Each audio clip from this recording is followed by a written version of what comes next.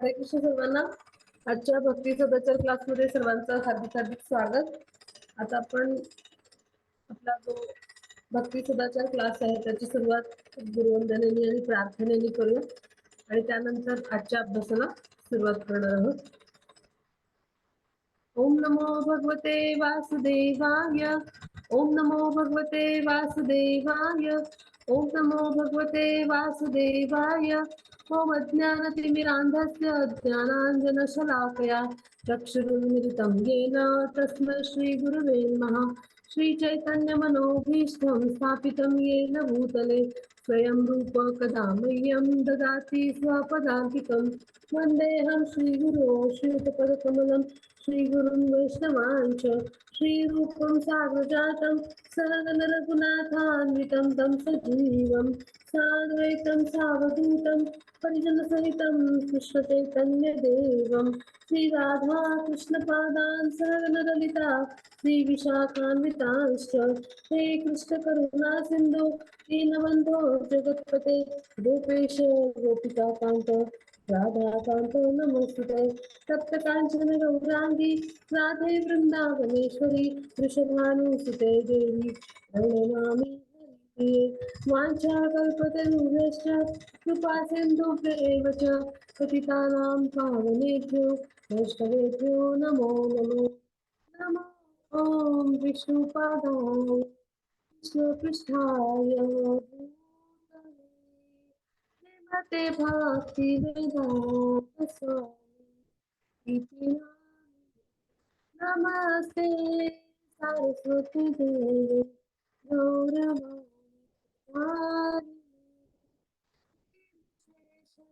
शून्यवादी शाश्वतदेशकारि कृष्ण चैतन्य नित्यानन्द श्री अद्वैत गदाधर श्रीवासादि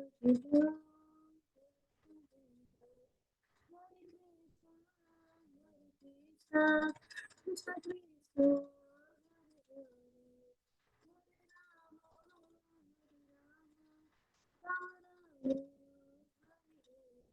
हरे कृष्ण हरे कृष्ण कृष्ण हरे राम हरे चैतन्य महाप्रभु की जय हो. श्री राधा गोविंद की जय हो. श्री प्रभुपाद की जय हो. गुरु महाराज की जय हो. आपण सगळ्यांना आता 2 आठवड्यांची सुट्टी मिळाली सलग, तर सर्वांनी भरपूर अभ्यास केला असेल. त्याचबरोबर सेल्फ स्टडीसाठी मी काही पॉइंट्स दिले होते. सर्वांनी अभ्यास केला का त्यानुसार? हरे कृष्ण. आपण शेवटी याच्यावर डिस्कशन करूया. तर आता 2 आठवड्याच्या थोडंसं गॅपनी आपण अभ्यासाला सुरुवात करतो आहोत. आपण दुसऱ्या सेशनमध्ये आहोत भक्ती सदाचारच्या. तर एकच मिनिट होतं की एक गुजरातहून कदाचित गुजरात टीमपैकी कोणतरी कॉल आहे. मी घेते. एक मिनिट.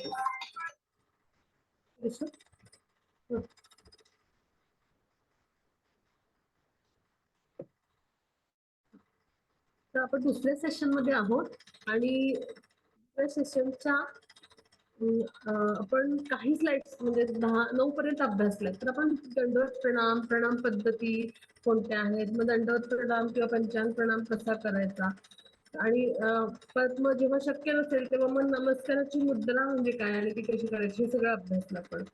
मग आता हा जो प्रणाम आहे तर हा प्रणाम करण्यामागचे लाभ काय आहेत तर ते आपण आता समजून घेणार आहोत.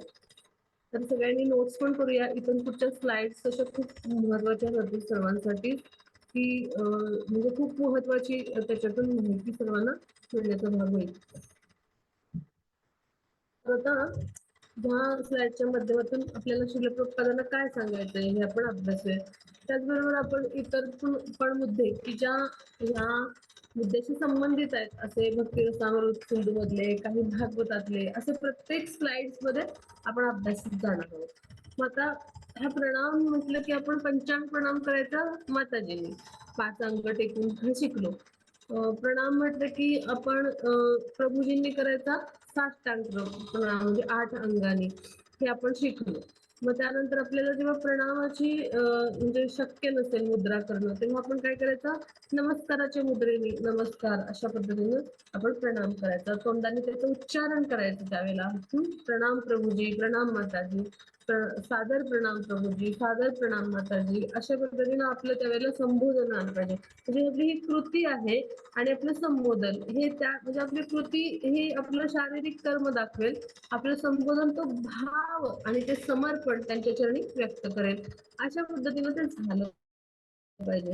म्हणून मागच्या वेळी आपण चर्चा केली होती पहा, बऱ्याचशा मातांनी दंडवत प्रणाम म्हणतात, पण त्या कसं चुकीचं आहे हे आपण अभ्यासलं होतं. किंवा म्हणजे दंडवत प्रणामचं जेव्हा आपण म्हणतो, प्रभूजी सुद्धा एखाद्याला दंडवत प्रणाम म्हणतात, तर त्यावेळेला तो दंडवत प्रणाम जो आहे तो 8 अंगांनी जर होत नसेल ना, तर मग त्यावेळेला तो भाव म्हणजे आहे तर तो कसा असला पाहिजे. म्हणजे त्यावेळेला मग प्रणाम म्हटलं, प्रभूजी प्रणाम तरी चालतं का, तर तेव्हा आपण दंडवत प्रणाम जर घालू शकत नसतो त्या परिस्थितीमध्ये कृतीच्या स्तरावर, तर त्यावेळेला मग आपण तो भाव पण उतरला पाहिजे आणि ती कृती पण झाली पाहिजे. मग यासाठी आपण प्रणाम म्हणणं कसं अपेक्षित आहे हे सगळं आपण अभ्यास होतो. मग आता जेव्हा एखादा भक्त आहे तर तो म्हणजे प्रणाम करतो, मग आता कोणाला प्रणाम करतो, तर भगवान विष्णूंना. जेव्हा एखादा भक्त भगवान विष्णूंच्या चरणी एखादा पोटका असेल त्याप्रमाणे पडतो, म्हणजे काय दंडवत प्रणाम घालतो. म्हणजे आता प्रभूजी असतील तर अशा पद्धतीने वाक्याप्रमाणे पडतील, भगवंतांच्या चरणी दंडवत प्रणाम घालतील. माताजी असतील तर पंचांग प्रणाम. असं सगळ्यांनी जिथे तिथे मी जेव्हा सांगेन त्यावेळेला अर्थ अभिप्रेत घ्या. ठीक आहे. तर ज्या वेळेला अशा पद्धतीने दंडवत प्रणाम घालतो एखादा भक्त विष्णूंच्या चरणी, तर त्यावेळेला काय होतं, तर त्याची सगळी जी पापकर्म असतात ना ती जळून खाक होतात आणि ज्या वेळेला तो उठतो म्हणजे तर त्यावेळेला सगळ्या पाप कर्मातून जो आहे म्हणजे असे किती दंडवत आपण घालायला पाहिजे पहा विष्णू चरणी. भगवान श्री विष्णू म्हणजे कोण आहे, तर आपल्या ब्रह्मांडासाठी भगवान यांचा सांश विस्तार आहे. म्हणजे भगवानाचा आपण गुणावतार जे अभ्यासतो त्यामध्ये कसं आहे की सत्वगुणातला अवतार म्हणजे भगवान विष्णू आहेत. म्हणजे पालन पोषण करणारे विष्णू असतात, ब्रह्मदेव असतात ते निर्मिती करतात आणि भगवान शिव जे आहेत ते हरे कृष्ण सॉरी, तर भगवान जे शिव आहेत ते काय करतात, तर संहार करत असतात. तर अशा पद्धतीने हे कार्य चालतं. मग भगवान जे विष्णू आहेत तर त्यांच्या चरणी जेव्हा आपण प्रणाम करतो किंवा कृष्णांच्या चरणी, तर त्यावेळेला काय होतं, तर त्यावेळेला आपली जी पाप आहेत तर ती पाप कशी असतात, तर ती अनेक जन्मांची पाप असतात, पापकर्म असतात. आणि आपल्याला थोडंच माहिती आहे की कुठल्या जन्मात आपण कुठलं पाप केलंय असतात, तर ती जळून खाक होतात आणि तो जेव्हा अशा नमस्काराच्या मुद्रेतून उठतो ना दंडवत म्हणजे घातल्याच्या मुद्रेतून, तर तेव्हाच तो पापमुक्त होतो बा. मग हे हरिभक्ती हृदयोदयमध्ये सांगण्यात आले. मग आता ह्याच्या संदर्भात जरा भक्तिरसामृत सिंधूमध्ये काय सांगतात रूप गोस्वामी ते आपण अभ्यासणार आहोत. तर वैष्णव जे आहेत तर त्यांनी कधी कधी नमस्कार करावे आणि कधी कधी नाही करावे हे आपण थोडक्यात अभ्यास होतो. आता सखोल जरासा आपण अभ्यासणार आहोत की आपण कशा पद्धतीने म्हणजे भगवान जे आहेत तर त्यांना नमस्कार कधी करावेत आणि कधी नको करावे.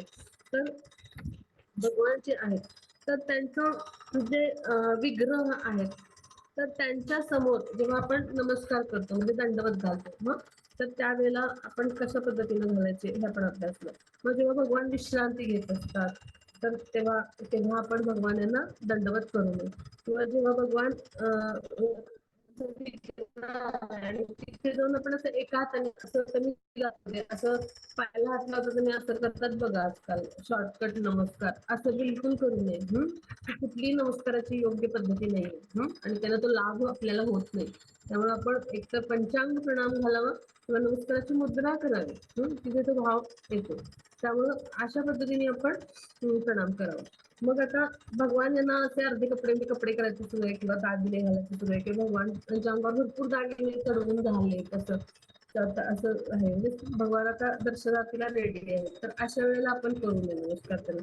म्हणजे काही जण पुजारी सिस्टर सेवा करतात ना, मग त्यातून त्यांना अर्चविग्रहांचा ऍक्सेस असतो, मग त्यांच्यासाठी ही सूचना आहे. बाह्य जे दर्शक म्हणजे प्रेक्षक किंवा असे भक्त असतात विग्रह, तेव्हा विग्रहाचा पडदा बंदच असतो, त्यामुळे काही प्रश्न येत नाही त्याच्यासाठी.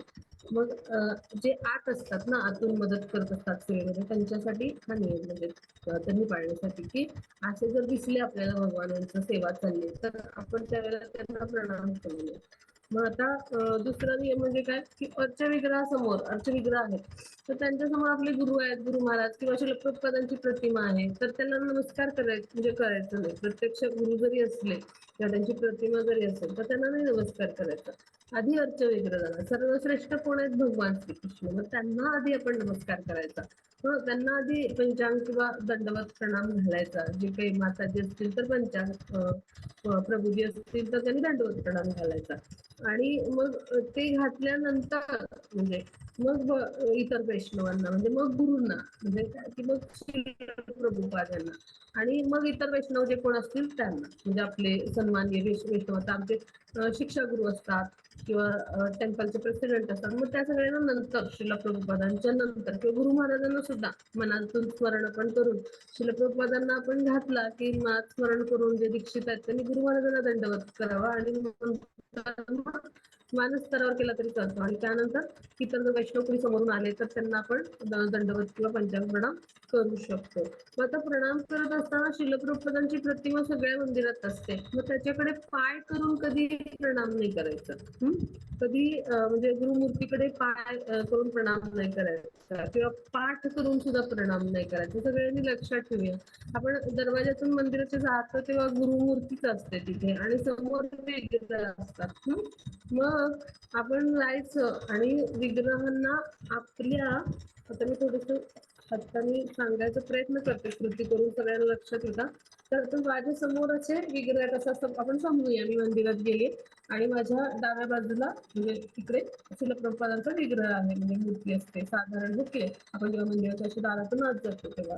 मग किंवा मूर्तीचं विग्रह साईडला पण असतात असे, असं पण असतं श्रील प्रभुपादांचे, पण आपल्या डाव्या बाजूलाच ते असतात. आपल्या उजव्या बाजूला कधी विग्रह नसतात श्रील प्रभुपादांचे. लक्षात ठेवूया सगळ्यांनी. आपण जेव्हा मंदिरात असे जातो म्हणजे आता मी असं समोरून गेले म्हणजे पण समोर माझ्या अल्टर आहे हा, तर माझ्या डाव्या बाजूचा समोरचा भाग विग्रहांच्या किंवा समोरच्या भिंतीला विग्रह श्रील प्रभुपादांचा विग्रह असू शकतो की जिथून त्यांना भगवान दिसतील असेच असतात मूर्ती श्रील प्रभुपादांची.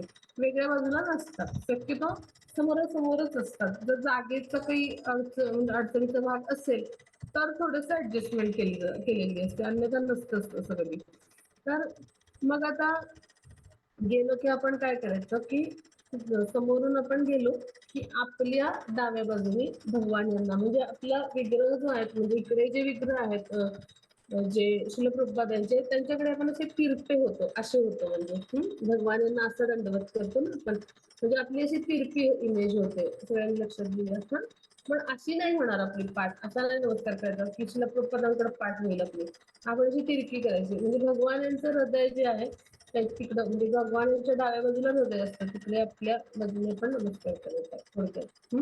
भगवान यांच्या डाव्या बाजूला आपल्या डाव्या अंगाने आपण झुकून नमस्कार करायचा. मग उठलो आपण की मग आपण श्रील प्रभुपादांपाशी यायचं आणि श्रील प्रभुपादांना पण असाच श्रील प्रभुपादांच्या जवळ आल्यावर आपण असाच नमस्कार करायचा की तो असा नमस्कार होईल. असा नमस्कार होईल, ठीक का? म्हणजे भगवान यांच्याकडे पण पाठ होणार नाही, अशा पद्धतीने काळजी घ्यायची. म्हणजे श्रील प्रभुपादांचा विग्रह समोर असतो, भगवान यांना फेस करणारा, भगवान यांच्याकडे त्यांचं श्रीमुख असतं. मग तिथे आपण काय करायचं, असं तिरकं वळायचं आणि असं दंडवत घालायचं त्यांना या बाजूने, म्हणजे भगवान यांना सुद्धा आपली पाठ आणि पाय दाखवून जाणार नाहीत, अशा पद्धतीने आपण नमस्कार करायचा. मग हा सर्वश्रेष्ठ श्री गुरूंचा सन्मान आहे. म्हणजे श्री गुरूंना नमस्कार करताना भगवान यांना पण पाय दाखवायचे नाही आणि भगवान यांना दंडवत करताना श्री गुरूंकडे पण पाय आपले झाले पाहिजे, तर ही काळजी आपण घ्यायची. मग आता दंडवत कधी घालावेत हे मी सांगितलं होतं सगळ्यांना, पण अजून थोडंसं उजळणीचा भाग आणि सगळ्यांना लक्षात येतील पुढचे मुद्दे आहेत ते, यासाठी आपण सांगूया. तर सकाळी किंवा दिवसात म्हणजे दिवसा कधीही म्हणजे भगवान जेव्हा मंदिरामध्ये उठलेले असतात तर त्यावेळेला आपण त्यांना दंडवत घालावा. म्हणजे जेव्हा जेव्हा आपल्याला भगवानाचं दर्शन होतं, भगवान सकाळी उठलेले असतात तर तेवढे तितक्या वेळा घातले तर आपण सगळ्या पापातून मुक्त होतो. अगदी आपल्याला शरीरानं नाही जमले, मानस जरी जाता येता दर्शन घेता भगवानांना घातली तरी हरकत नाही, घालायचा प्रयत्न करावा. मग आता देव्हाऱ्याच्या पासून कसं किंवा म्हणजे अल्टर पासून थोड्या अंतरावर घालायचे. म्हणजे मंदिरातल्या अल्टर पासून पण थोडं अंतर ठेवायचं आपण आणि घरातून. घरात पण आपला अल्टर असतो फोटो स्वरूपात, तिथून पण अंतर ठेवून आपण दंडवत घालायचा. आता हे जे दंडवत आहे तर हे घालताना आपण काय करायचं तर श्री विग्रह जे आहेत तर त्यांचा उठून आपण काय करायचं स्वागत करायचं. जे विग्रह तर त्यांना नारद पुराणामध्ये काय सांगितलंय की त्यांचा प्रणाम कसा करायचा म्हणजे त्यांचा सन्मान कसा करायचा तर ह्याच्याविषयीचे काही मुद्दे आपण अभ्यासूया. तर श्री विग्रह जे आहेत तर त्यांना प्रणाम करण्यासाठी आपण काय करायचं आणि कोणती काळजी घ्यायची तर ते आपण आता समजून घेणार आहोत. मग आता ते विग्रह जे आहेत तर त्यांना प्रणाम करताना एखादा मोठा यज्ञ संपन्न केलेला मनुष्य केवळ भगवान यांच्या विग्रहासमोर असा नम्रपणे कसा प्रणाम करतो म्हणजे तर त्याच्या प्रणामाची आणि रोजच्या प्रणामाची काही तुलना होणार नाही. पण आपण तो भाव ठेवून की आपण हा भगवान जे आहेत तर ह्यांना जो प्रणाम करतोय तर तो प्रणाम कसा आहे तर तो प्रणाम पूर्णपणे तन म्हणजे काया मनचा वासा अशा पद्धतीने आपण करतो आहोत. म्हणजे मी तुम्हाला पूर्ण शरण आलेलो आहे हे भगवंता, मी तुमचा शाश्वत सेवक आहे, कृपा करून मला कळू द्या की मी तुमची कशा प्रकारे सेवा करेन. विग्रहाला दंडवत घालून झाल्यावर अत्यंत भक्तिभावाने आपण त्यांना कृपेची याचना करायची त्यांच्याकडं आणि त्यांना विचारायचं की मला कशी मी सेवा करू तुमची, मी तुमचा शाश्वत सेवक आहे, मला तुम्हीच मार्गदर्शन करा अशी प्रार्थना करायची. आणि मग अशा पद्धतीनं म्हणजे जेव्हा आपण भावानी करू तर त्यावेळेला काय होईल आपले जी पापकर्म आहेत आपला भाव आणि प्रेम पाहून भगवान कृपा करतील आणि मग त्यामुळे काय होईल विग्रहासमोर अत्यंत नम्रपणे म्हणजे अशा पद्धतीने जेव्हा आपण नमस्कार करू तेव्हा जेव्हा एखादा व्यक्ती असतो की ज्याने भरपूर यज्ञ संपन्न केले आहेत मग त्याला आपल्या पुण्यकर्माचं फळ मिळतं आणि त्याची पाप नष्ट होतात. पण त्याला ह्या पुन्हा भूतलावर जन्म घ्यायला लागतो त्याचं पुण्यकर्म क्षीण झालं की आपण भगवद्गीतेत अभ्यासले हो की नाही. मग पण जर एखाद्याने आजच्या विग्रहाला असा मनोभावे नम्रपणे अत्यंत समर्पित भावानं जर प्रणाम केला तर त्याला या भौतिक जगात कधीही प्रवेश करावा लागत नाही आणि त्याला सरळ कृष्ण लोकाची प्राप्ती होते पहा म्हणजे केवढा लाभ आहे पहा. तर असा जो प्रणाम आहे तर तो प्रणाम इतके मनोभावे आपल्याकडून झाला पाहिजे. मग आता भगवान जे आहेत तर त्यांना प्रणाम आपण सकाळी उठून करतो तर त्यावेळेला अत्यंत उत्साहाने म्हणजे भगवान जे आहेत ते आपल्या घरी प्रकटले आणि मी त्यांचं स्वागत करतोय माझ्या घरामध्ये अशा भावाने आपला प्रणाम जो आहे तो झाला पाहिजे. मग आता भगवानांचं दर्शन घ्यायचं आपल्याला, मग ते कसं घ्यायचं कोणी असं थेट भगवानांचं मुखकमल नाही पाहायचं म्हणजे प्रत्यक्ष आता आपण जर भगवानांचं दर्शन घेणार आहोत तर त्यावेळेला आपण प्रत्यक्ष लगेचच भगवान यांचं आपल्याला दर्शन घ्यायचंय तर त्यांचं जे समोर आपल्याला मुखकमल दिसतं हो की नाही सुंदरसं मुखकमल दिसतं की ज्यावर स्मित असतं तर ते नाही पाहायचं. आपण काय पाहायचं भगवानांचे चरण पाहायचे. तर ते चरण कमल जे आहेत भगवानचे तर त्यांचं आपण आधी दर्शन घ्यायचं आणि ते कसं दर्शन घ्यायचं तर आजचे विग्रह जे आहे तर त्याचं दर्शन जे आहे तर ते सुरुवात आपण त्याच्या चरण कमलांपासून करायची आणि मग हळूहळू एका अवयवापासून आपण त्यांच्या सुहास्य मुख जे आहे तर तिथे यायचं. मग आता भगवान यांचं जे चरण कमल आहे तर त्याचं दर्शन केलं आपण तर काय होतं तर भगवान यांच्या चरण कमलावर विविध प्रकारची चिन्ह आहेत. महत्वाची 19 आहेत आणि त्यापेक्षा अजून जास्त चिन्ह आहेत पण त्यातली महत्वाची 19 आहेत. चरण कमलांचं जेव्हा दर्शन करतो तर त्याच्यातल्या एका चिन्हाचं मी उदाहरण देते 1-2 चिन्हांचं. तर तेव्हा त्यावेळेला आपली भगवत चरणी प्रार्थना असायला हवी भगवान यांच्या चरण चिन्हावरती वज्राचं चिन्ह आहे. तर चिन्हामध्ये वज्र आहे, ते इंद्राला त्यांनी प्रदान केले. त्या वज्राने मोठमोठे पर्वत सुद्धा पावडर होऊन जातात, म्हणजे त्याचं पीठ होऊन जातं. इतकी ताकद आहे त्या वज्रामध्ये. मग अशाच पद्धतीनं आपले जे भौतिक कल्मश असतात, आपले जे भौतिक क्लेश असतात ना, तर हे नष्ट करण्याचं सामर्थ्य भगवानांच्या चरण कमलांमध्ये असतं.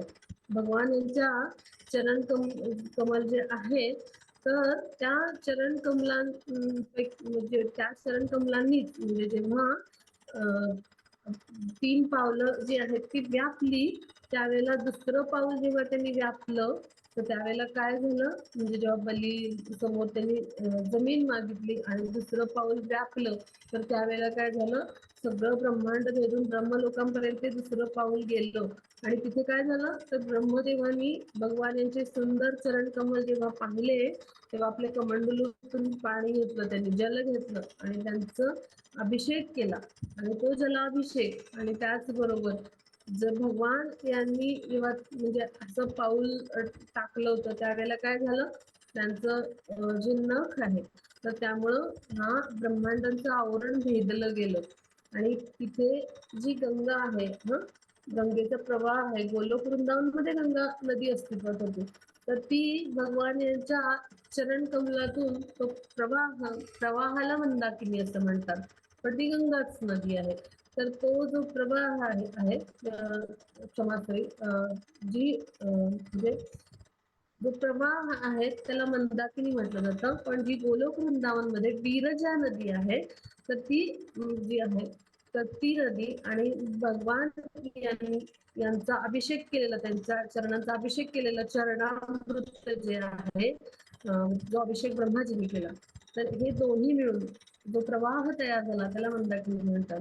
तर हा जो प्रवाह आहे, हा गोलोक वृंदावनातून ब्रह्मांड भेदून जेव्हा खाली आला आपल्या पृथ्वी तलावर, तर त्याला धारण करण्याची क्षमता कोणामध्ये नव्हती. मग भगवान शिव यांनी काय केलं, भगवान यांचं चरणामृत जे आहे, म्हणजे हा प्रवाह जो आहे, तो आपल्या जटामध्ये धारण केला, शिवाने धारण केला. आणि शिव अशा पद्धतीनं काय म्हणले, मंगल म्हणले, आणि मग तो गंगा या नावाने ओळखला जाऊ लागला, असा जो प्रवाह आहे तो. तर अशा पद्धतीने जे भगवान आहेत, तर त्यांच्या चरणामृतामध्ये सदैव भगवान शिव जे असतात ते न्हात असतात. अशा चरणामृतामध्ये मला तर काय व्हावं, अशाच पद्धतीचं स्नान घडावं आणि माझी जी पाप आहेत ती नष्ट व्हावी, अशी प्रार्थना आपण करावी. किंवा भगवान जे आहेत त्यांच्या चरण कमलांची सेवा कोण देत असतात, माता लक्ष्मी देत असतात. माता लक्ष्मीनं खरं तर भगवान यांनी आपल्या हृदयात छातीजवळ स्थान दिलंय, की नाही, श्रीवत्स चिन्ह असतं भगवान यांच्या छातीवर पहा. डाव्या त्यांची जी उजवी बाजू आहे, डाव्या बाजूला हृदय, तर उजवी बाजू, डाव्या बाजूच्या समोरची जी बाजू आहे ना, तर तिथे श्रीवत्स चिन्ह असतं, म्हणजे थोडस उजव्या बाजूला, डाव्या बाजूची उजवी बाजू, थोडक्यात म्हणजे उजव्या बाजूकडे असलेलं, पण खूप उजव्या बाजूकडे नाही, थोडस उजव्या बाजूला, असं श्रीवत्स चिन्ह असतं भगवानांच्या छातीवर. तर अशा माता लक्ष्मींना त्यांच्या म्हणजे हृदयाजवळ स्थान दिलंय, पण तरी देखील त्या भगवान यांच्या चरणांची सेवा करत असतात, चरणांची दासी म्हणून सेवा करत असतात, दास्य भावामध्ये. मग अशा माता लक्ष्मींना आपण गुरु समजून भगवान यांच्या चरण कमलांचं आपण काय करायचं असतं, दर्शन घ्यायचं असतं. किंवा भगवान यांच्या अंगकांतीतून ब्रह्मज्योती ज्या आहेत, तर ब्रह्मज्योती म्हणजे काय, भगवानांच्या अंगकांतीतून प्रसारित होणारे जे तेज आहे, मग अशा ह्या तेजाने काय होतं, आपल्या जीवनातला अंधकार सगळा नष्ट होतो. मग भगवान यांच्या चरण कमलातून पण ते तेज असतं, ते उत्सर्गित होत असतं. मग त्यामुळे काय होतं, आपल्या भौतिक जीवनातला जे काही अंधकार आहे तो सगळा नष्ट होऊन आपल्याला काय होतं, तिथं आपल्याला एक म्हणजे एक प्रकाश मिळतो. म्हणजे तर तो प्रकाश कसा मिळावा, तर तो ज्ञानाचा प्रकाश मिळावा, अशा पद्धतीने आपण भगवान यांचे चरण कमलाचे अशा विविध पद्धती आहेत. मी काही प्रार्थना सांगितल्या तुम्हाला, तर चरण कमलांचं भगवान यांचं दर्शन असं घेतात. मग त्यानंतर भगवानांचं जानू म्हणजे भगवानांचा घोटा. मग त्यानंतर भगवानांच्या जे आहेत त्या पोटऱ्या, त्यानंतर त्यांच्या मांड्या, त्यानंतर भगवानांची कटी, की जिथं कंबर म्हणजे त्याच्यावर सुंदरसा मेखला असतो. मग त्यानंतर भगवान यांची नाभी कमल, मग त्यानंतर भगवान यांची छाती, भगवानाच्या नाभी कमलातून ब्रह्माजी उत्पन्न झाले, ठीक आहे. मग भगवानांची, मग त्यानंतर छाती, छाती जी आहे भगवान यांची, त्याचं जर दर्शन घेतलं तर आपल्याला भगवान यांच्या या छातीच्या दर्शनामुळे पृथ्वी ताप सांगितलेत ना त्याच्यातून आपल्याला मुक्त. त्यानंतर भगवानाच्या बाहू, दंडांचं रक्षण, न्याय व्यवस्था, दंडाचं म्हणजे न्याय व्यवस्थेच्या दंडाचं प्रतीक आहेत बाहू म्हणजे भगवानांचे. मग भगवान यांचा जो गळा आहे, तर तिथे अनेक सुंदर सुंदर फुलांच्या माळा, वैजयंती माळा म्हणजे मिक्स फुलांच्या माळा असतात. मग त्या ज्या माळा आहेत तर त्या माळांभोवती सुंदर सुंदर भ्रमर असतात, ते विहार करत असतात. इतके सुंदर फुलांचा म्हणजे सुवास पसरलेला असतो आणि ते भ्रमर सुद्धा हरे कृष्ण महामंत्र जप करत असतात. असं सुंदर भगवान जे आहेत तर त्यांचं म्हणजे जो आहे तो गळा आहे. मग भगवान यांचं जे सुंदरचं मुख कमल आहे, तर भगवान यांचं स्मित कसं आहे, तर एखाद्या म्हणजे दुःखी किंवा म्हणजे कष्टी माणसाला सुद्धा त्याचं सगळं म्हणजे जे दुःख आहे तर ते सगळं विसरायला मदत करणार असं भगवान यांचं सुंदर असं स्मित असते का. स्मित म्हणजे काय, तर तोंड म्हणजे तोंडाची हालचाल पेक्षा म्हणजे असं सांगेन मी की ओठ बंद असतात, दात न दाखवता जे हास्य असतं त्याला म्हणायचं स्मित. बऱ्याच प्रकार आहेत हास्याचे, आपण खोलात नको जाऊया, पण जे स्मित म्हणजे ओठ बंद ठेवून म्हणजे मी करून दाखवते मुद्रा अशा पद्धतीने असं जे स्माईल असतं ना त्याला म्हणायचं स्मित. भगवानांचं नेहमी स्मित असतं बघा. आणि ते इतकं इतकं शक्तिशाली आहे की फक्त भगवानांचं सुहास्य वदन जरी पाहिलं तरी आपले भौतिक क्लेश असतात, भौतिक ताप असतात ते मिटतात आणि आपल्याला हृदयाला शांती, मनाला शांती मिळून जाते. मग भगवान यांचे जे सुंदर असे जे ओठ आहेत तर त्याची छटा भगवानांच्या दातावर पडते आणि त्यामुळे भगवानांचे सुंदर मोगऱ्याच्या कळ्यांसारखे दात आहेत तर ते सुद्धा लालसर दिसतात, लालसर गुलाबी दिसतात. तर भगवान यांचं जे नाक आहे ते अगदी सुंदर चाफेकळीसारखं नाक आहे. मग भगवान यांचे डोळे कसे आहेत तर नाचणारे मासे असतात तर त्यांच्यासारखे असे सुंदर आहेत. आणि असे आपले छोटेसेच असतात पहा डोळे, म्हणजे तुम्ही असं एवढंसच असं छोटा डोळा असतो, तर भगवानांचे असे मोठे डोळे आहेत पहा, म्हणजे इथून असं कानापर्यंत जाणारे भगवानांचे डोळे, इथपर्यंत असं कर्व असतात त्याचे. तर अशा पद्धतीनं भगवानांचे डोळे असतात पहा, म्हणजे डान्सिंग फिश, नाचणारे मासे कसे असतात असे असे डाईव्ह करणारे असतात ना असे नाचत, असं सुंदर कर्व असलेले भगवानांचे डोळे आहेत. भगवानांची भुवया सुद्धा डान्सिंग फिश म्हणजे तशाच आहेत, सुंदर अशा रेखीव अशा खूप मोठ्या अशा आहेत पहा. तसे जगन्नाथला भुवयाच आहेत, मोठ्या डोळे आहेत, पण भगवानांच्या भुवया जर पाहिल्या तर अशा खूप सुंदर मोठ्या आहेत पहा, तर आपल्या तशा नसतात. मग अशा सुंदर ज्या भुवया आहेत आणि डोळे त्यांच्या दर्शनाने काय होतं तर भगवान यांचे जेव्हा डोळ्यांचं दर्शन घेतो तेव्हा आपली आसक्ती असते म्हणजे भौतिक विषयांची ती नष्ट होते आणि भुवयांचं जेव्हा आपण दर्शन घेतो त्यावेळेला इंद्रिय विषय जे असतात ना आपले इंद्रियाचे विषय आणि तर त्याकडे आपण आकर्षणाविषयी जी आसक्ती असते ती नष्ट होते. मग भगवानांचं कपाळ कसं आहे तर जे चंद्रमा जो आहे तर त्या म्हणजे जो चंद्रमा जो असतो पौर्णिमेचा तर त्यानुसार अर्धचंद्रमेसारखं भगवानांचं कपाळ आहे आणि भगवानांचे केस कसे आहेत तसे सुंदर सुंदर कुरळे आहेत की जसं भ्रमरांचे थवे असतात त्याप्रमाणे भगवानांचे सुंदर असे केस आहेत. तर अशा पद्धतीचं भगवानांचं खूप सुंदर असं विलोभनीय असं दर्शन असतं. मग ते आपण असं टप्प्याटप्प्याने घ्यायचं आणि त्यावेळेला आपण प्रार्थना करून त्यांच्यावर ध्यान केंद्रित करायचा प्रयत्न करायचा, म्हणजे त्याच्या निरनिराळ्या अवयव जे आहेत तर त्यांच्यावर आपण जेव्हा मन केंद्रित करतो एका पाठोपाठ एक आणि तेव्हा आपलं मन जेव्हा स्थिर होत जातं तेव्हा आपल्या बुद्धीची शुद्धी होते आणि मग त्यामुळे काय होतं की आपली जी आसक्ती असते भौतिक आसक्ती ती नष्ट व्हायला मदत होते, म्हणजे इंद्रिय तृप्तीपासून आपण अनासक्त होतो आणि आपण भगवान यांच्यावर आसक्त व्हायला लागतो. मग अशा पद्धतीने आपण भगवानांच्या अष्टविग्रहांचं दर्शन घ्यायचं असतं. मग आता आपण हे जे दर्शन घेत असतो, तर हे विग्रहांचं दर्शन घेत असताना आपण अजून काय काय करायचं, तर ते आपण समजून घेऊया. तर भगवान जे आहेत, तर त्यांच्या दर्शनासाठी आपण मंदिरात जातो. मग त्या विग्रहांचं आपण काय करायचं, उठून स्वागत करायचं. समजा रथोत्सवात सहभागी होणार असेल, तर आपण काय करायचं, त्यावेळेला आपल्या म्हणजे भगवान जे आहेत, तर त्यांना तन मन आणि आपण काय म्हणतो, काया वाचा आणि मनसा म्हणजे शरीराने नमस्कार करायचा, पूर्ण शरणागत होऊन, आणि अशा पद्धतीने भगवानांचं आपण स्वागत करायचं. आणि मग जर रथयात्रा असेल, तर तिथं अशा पद्धतीने जेव्हा आपण प्रणाम करतो, तर तेव्हा आपली सगळी पापं आहेत ती निष्कासित होतात पहा. मग आता भगवान यांच्याबद्दल अजून काय सांगितलंय, तर ब्रह्मांड पुराणामध्ये हे उल्लेख आहे की एखादा नीच कुळातील व्यक्ती असेल आणि त्या मनुष्याने अर्चविग्रहाचं दर्शन घेतलं, म्हणजे रथयात्रेचा महोत्सवात असेल तर किंवा इतर कधी, पण त्यानं दर्शन घेतलं. म्हणजे रथयात्रा म्हणजे काय, भगवान यांना आपण इतरांपर्यंत दर्शनासाठी आणतो, कारण सगळेच काही मंदिरात येत नाहीत म्हणून. मग रथयात्रेत जरी अर्चविग्रहांचं दर्शन घेतलं आणि रथातील विग्रहांना पुढून पाठीमागे जात असताना तो सहभागी झाला त्यामध्ये, तर निश्चितच त्याला भगवान विष्णूंच्या समान ऐश्वर्यांची प्राप्ती होते. आता विष्णूंच्या मंदिरात जेव्हा दर्शनासाठी आपण जातो, मग तेव्हा कशा पद्धतीने दंडवत करायचं, म्हणजे कृष्णांच्या मंदिरात, विष्णूंच्या मंदिरात, कुठे आणि कशा पद्धतीने आपण दर्शन करायचं, तर त्याला काय म्हणायचं, मंदिर दर्शनाला काय म्हणायचं, सगळ्यांनी आध्यात्मिक संज्ञा जी आहे तर ती आत्मसात करूया, त्याला तीर्थगमन करणे म्हणायचं. सगळ्यांनी लिहून घेऊया. आपण आता आध्यात्मिक भाषा थोडीशी आचरणात आणूया. तीर्थगमनासाठी मी जात आहे असा उल्लेख आपण करावा. म्हणजे वैष्णवांनी आपल्या बोली भाषेत मंदिरात जात आहे ही कॉमन लेमॅन्स भाषा म्हणू आपण, बोली भाषा थोडक्यात. पण आपण तीर्थगमनासाठी जातो म्हणजे काय, तर दर्शनासाठी जातो.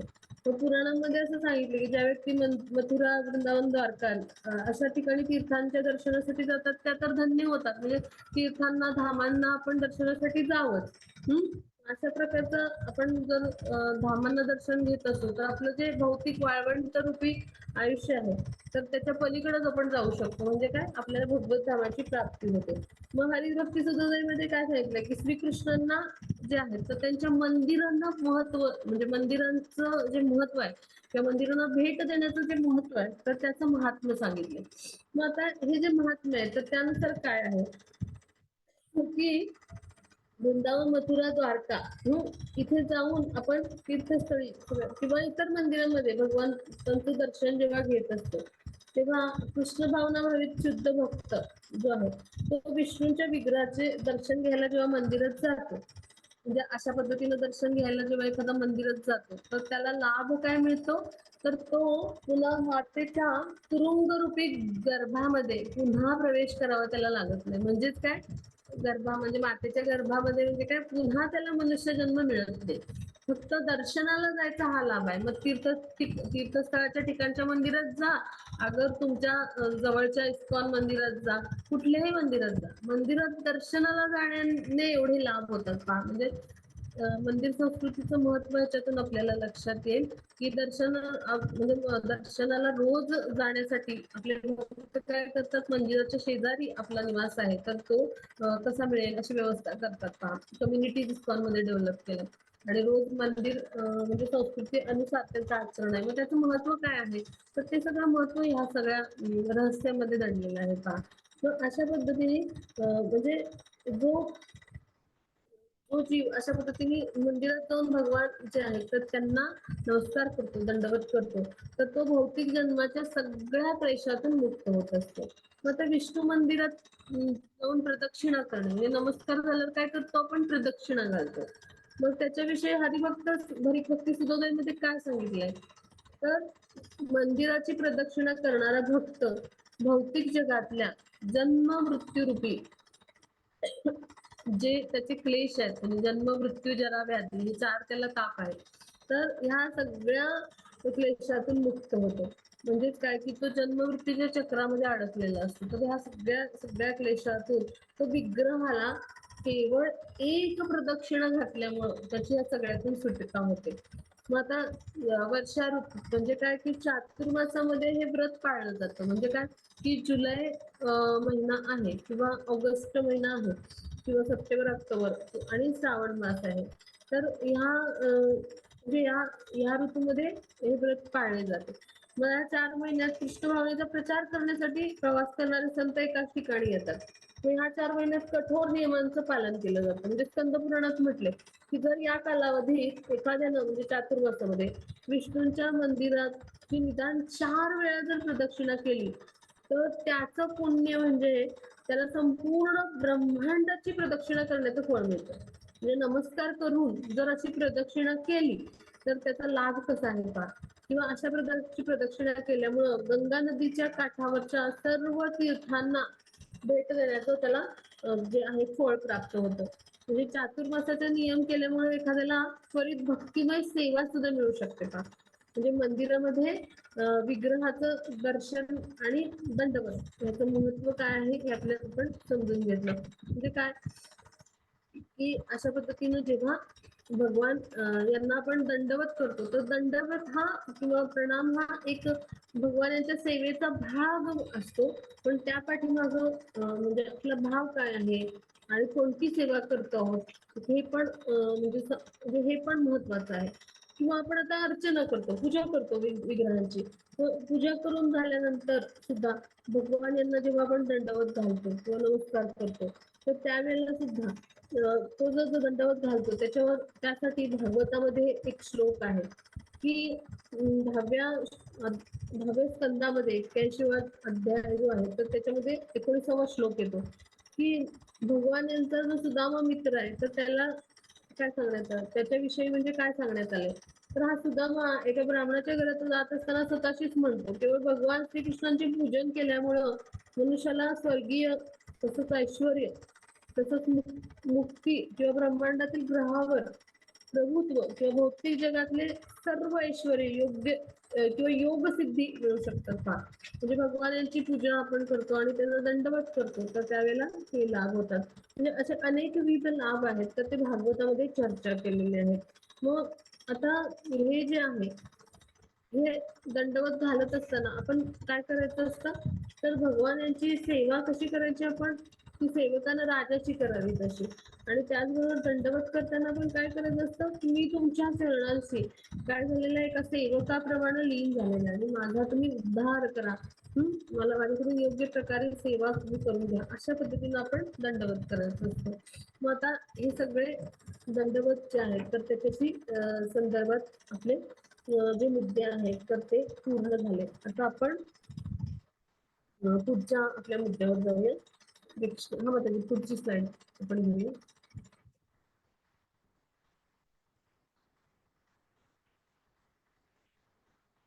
आतापर्यंत भाग सगळ्यांना लक्षात आला आहे. हरे कृष्ण. जर ते भाग समजलं नसेल तर तिथे तिथे ते मुद्दे लिहून ठेवूया. आपला क्लास संपल्यावर आपण मला विचारूया. हा त्याची पुढची स्लाइड घेऊया. हरे कृष्ण.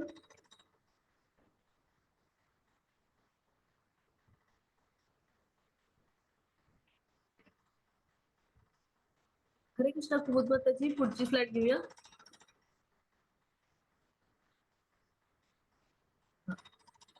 आता इथे चित्रात पाहिलं असेल की श्रील प्रभुपाद कशा पद्धतीने दंडवत घालतात. तर आपल्या आचार्यांचं आपल्याला काय करायचंय अनुसरण करायचंय तर अगदी असाच दंडवत आपण पूर्ण लीन भावाने करायचा प्रयत्न करूया. आता पुढे जाऊ आपण पुढच्या स्लाइडवर.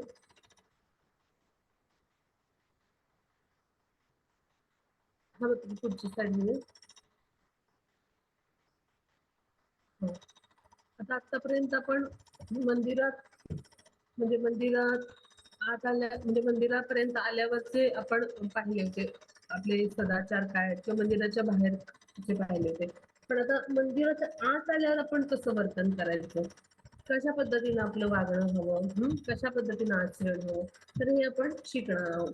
म्हणजे मंदिराच्या आत आल्यानंतर आपल्याला कशा पद्धतीनं आचरण करायचंय तर ही स्लाइड पासून लक्षात ठेवा. 12 नंबरच्या स्लाइड पासून आता मंदिराच्या आतले जे आहेत तर ते आपले जे आचरण आहे तर ते कसं असायला पाहिजे तर ते आपण आता पाहणार आहोत. मग आता ह्या आचरणाविषयीचे मुद्दे आपण सविस्तर अभ्यासणार आहोत. आता इथे काय सांगितलंय ह्या स्लाइड मध्ये, जर एखादा अगदी दानही करू शकत नसेल किंवा जर एखाद्याला कुठलाही त्याग सुद्धा त्याने कधीच केलेला नाहीये किंवा ज्यांना भक्ताचे किंवा वेदांचे म्हणजे भक्तीचं सुद्धा त्याला ज्ञान नाहीये थोडक्यात किंवा वेदांचं ज्ञान नाहीये किंवा ज्यांनी भगवान यांची कधीच पूजा केलेली नाहीये, म्हणजे दुसऱ्या शब्दात काय, त्यानं सात्विक पवित्र असं काहीच कार्य केलेलं नाहीये. आस्तिकतेनं जे काही कर्म करतात ना, म्हणजे सत्वगुणी कर्म म्हणजे यज्ञ, दान, तप, पूजा, अर्चना, असं काहीही त्यानं केलेलं नाही, तर तो देखील भगवान यांच्या साम्राज्यामध्ये म्हणजे कुठे गोलोक वृंदावन मध्ये जायला पात्र बनतो. आणि कशा प्रकारे पात्र बनतो पहा, तर भगवान यांच्या चरणामृतांचे सेवन करून फक्त भगवानांच्या चरणामृताचं सेवन केल्यामुळे फक्त तो भगवान यांच्या राज्यामध्ये किंवा साम्राज्यामध्ये जायला पात्र बनतो. म्हणजे भक्तिरसामृत सिंधू जो आहे तर त्याच्या 9व्या अध्यायामध्ये चरणामृत पानाचं महत्व जे आहे तर ते इथे उल्लेख केलेला आहे. हा जो उतारा आहे तर तो त्यातून घेतलाय. स्कंद पुराण जे आहे तर त्यामध्ये त्यातला हा भाग भक्तिरसामृत सिंधू मध्ये जो आहे रूप गोस्वामींनी मांडलाय आणि त्याचं इथं वर्णन श्रील प्रभुपाद यांनी केलं. म्हणजे चरणामृताचं महत्व कसं आहे पहा, की चरणामृत जे आहे तर त्यात म्हणजे ते जे आहे तर ते आपण प्राशन केल्यामुळे काय होतं, तर आपल्याला म्हणजे ह्या सगळ्या प्रकारची कुठलीही कर्म आपण जरी केलेली नसतील तरी सुद्धा आपल्याला भगवत धामामध्ये प्रवेश मिळतो. मग हे महत्व चरणामृताचं आहे आणि ह्यासाठी चरणामृत जे आहे तर ते प्राशन करावं. मग आता चरणामृत कसं प्राशन करावं हे आपण सगळ्यांनी इथेच अभ्यास करूया. म्हणजे हा वेगळा मुद्दा पुन्हा पुढं आपण घेणार नाही आहोत, इथेच आपण अभ्यास करूया चरणामृताचं महत्व काय. तर चरणामृत जे आहे तर ते काय करायचं आपण, तर जेव्हा भगवान यांना अभिषेक घातलेलं जे पाणी असतं म्हणजे किंवा भगवानांच्या स्नानाचं जे पाणी असतं तर त्याला म्हणायचं चरणामृत. मग त्याला आपण अत्यंत आदराने असं ग्रहण करायचं. आता ते ग्रहण कसं करायचं तर ते सगळ्यांना मी कृती दाखवते.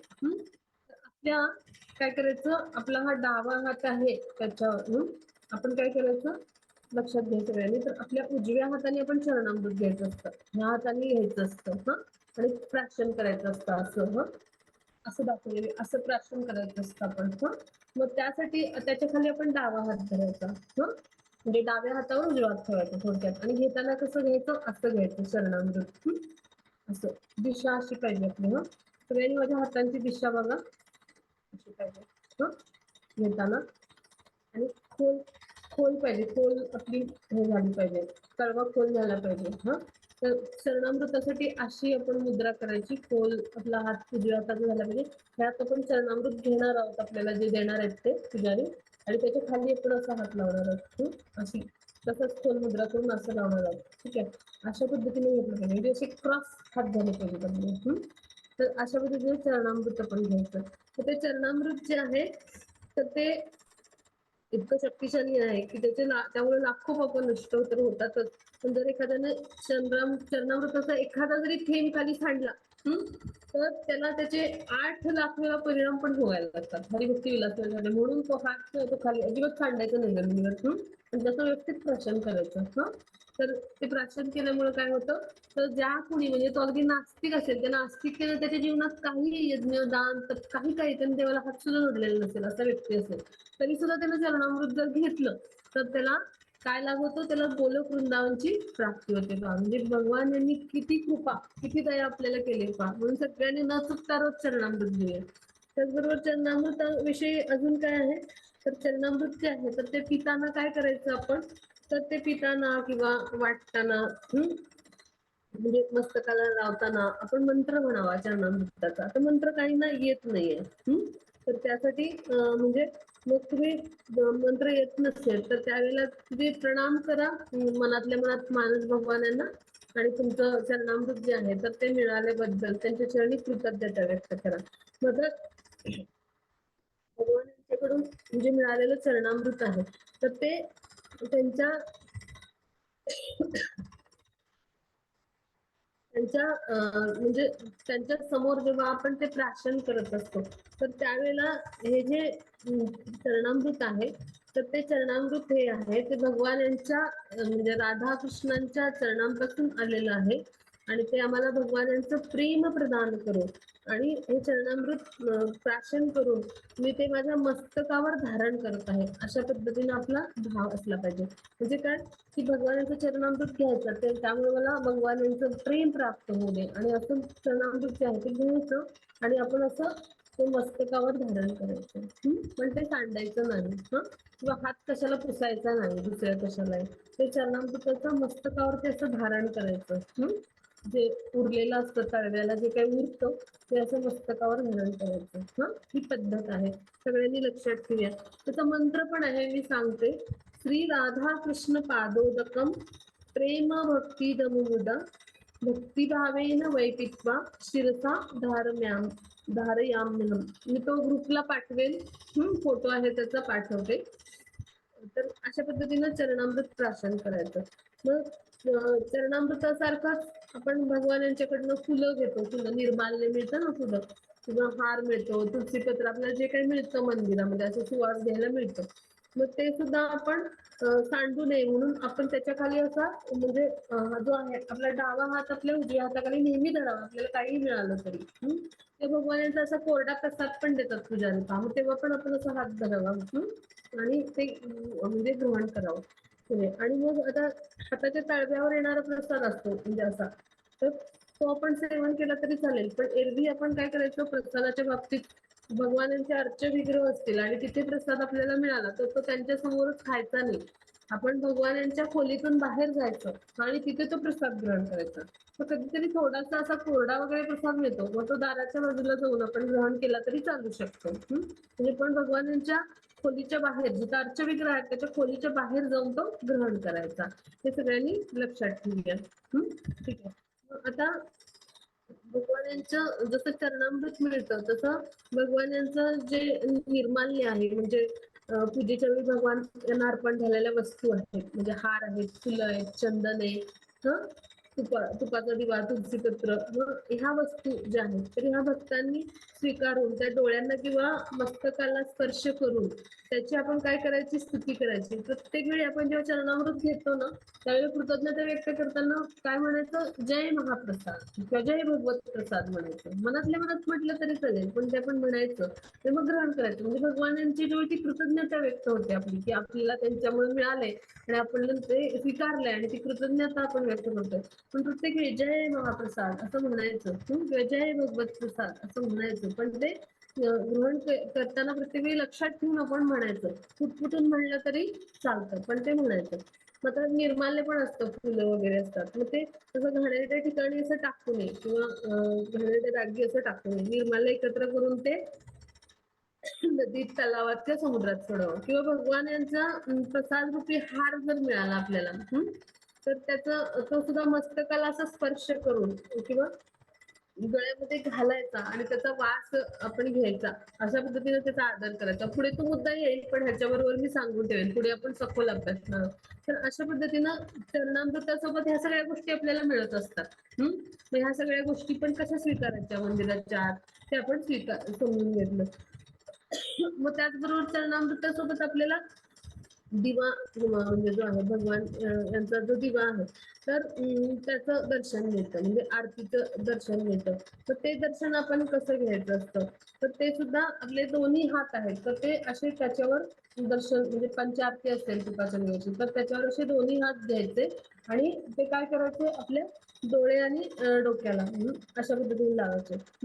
किंवा आणि म्हणजे वरचा भाग हा जो वरचा भाग आहे तेव्हा पण जय महाप्रसाद म्हणून अशा पद्धतीने पुस्तकापर्यंत डोळ्यापासून पुस्तकापर्यंत येतो आणि त्याचबरोबर एकदा घ्यायची ही कृती दुसरी कृती म्हणजे असं त्याचबरोबर आरती घ्यायची आपण पुन्हा अशा पद्धतीने तुपाच्या दिव्यावर आणि पुन्हा ती आपला डोळ्यापासून मस्तकापर्यंत जसं झालं तसं आपण छातीपासून खालच्या भागापर्यंत अशा पद्धतीने आपले हात मिळते तर भगवानांची आरती घेण्याची अशी पद्धत आहे सगळ्यांनी लक्षात ठेवा एक दीप असतो त्यावेळेला काय करायचं एक दीप तुळशी महाराणीचा असतो त्यावेळी पण अशा पद्धतीने डोक्यापासून मस्तकापर्यंत घ्यायचं फक्त.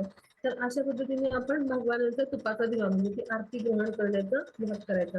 म्हणजे आरतीला जी वस्तू आहे तर तिला आपण अशा पद्धतीनं आदर देत असतो, कारण भगवान यांचा तो महाप्रसाद असतो.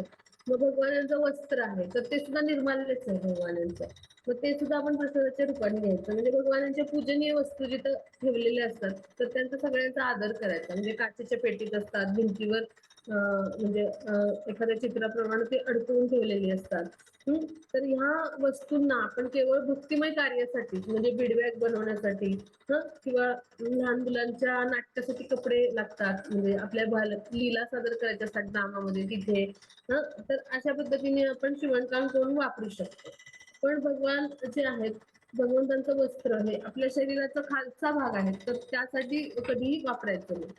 भगवान जे आहेत तर त्यांना म्हणजे भगवानाच्या दर्शनानंतर आरतीनंतर महाप्रसाद आहे तर तो दिला जातो. मग आता काही वेळा काय होतं महाप्रसादाची सोय ही दुसरीकडेच केलेली असते, त्यामुळे भगवानांच्या आरती तो आपण ग्रहण करण्याचा काही भाग होतच नाही.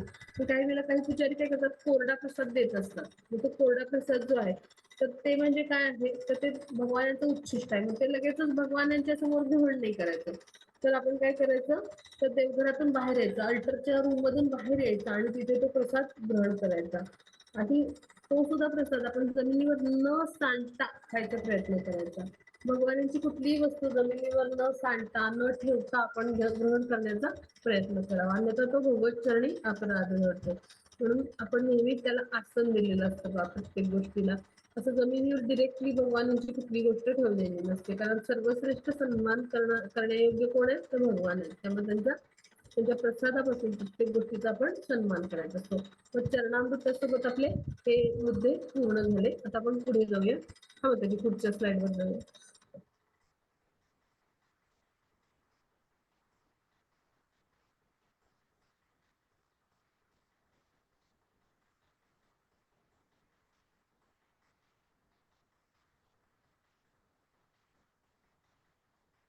याच्या पुढची 13 नंबरची स्लाइड मध्ये 13 नंबर.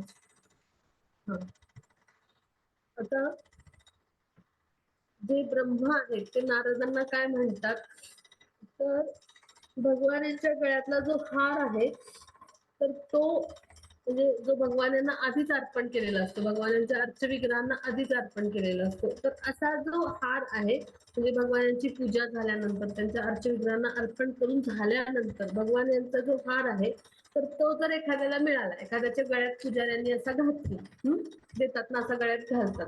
आता बरेचदा आपण प्रवचनाच्या वेळी पाहतो, भागवताचा क्लास असेल किंवा इतर प्रवचनकार किंवा स्वामी गोस्वामी आलेले असतात तर त्यांच्या गळ्यात भगवानांना अर्पण केलेला हार आहे तो घालण्याची पद्धत आहे. मग असा जो हार आहे तर त्याच्याविषयी सुद्धा म्हणजे भगवत प्रसाद आहे, भगवानाचा महाप्रसाद आहे म्हणून तो ग्रहण करायचा. आणि तो घेतला की त्याचा काय करायचा सुवास घ्यायचा, अशा पद्धतीचा फुलांचा सुवास घ्यायचा.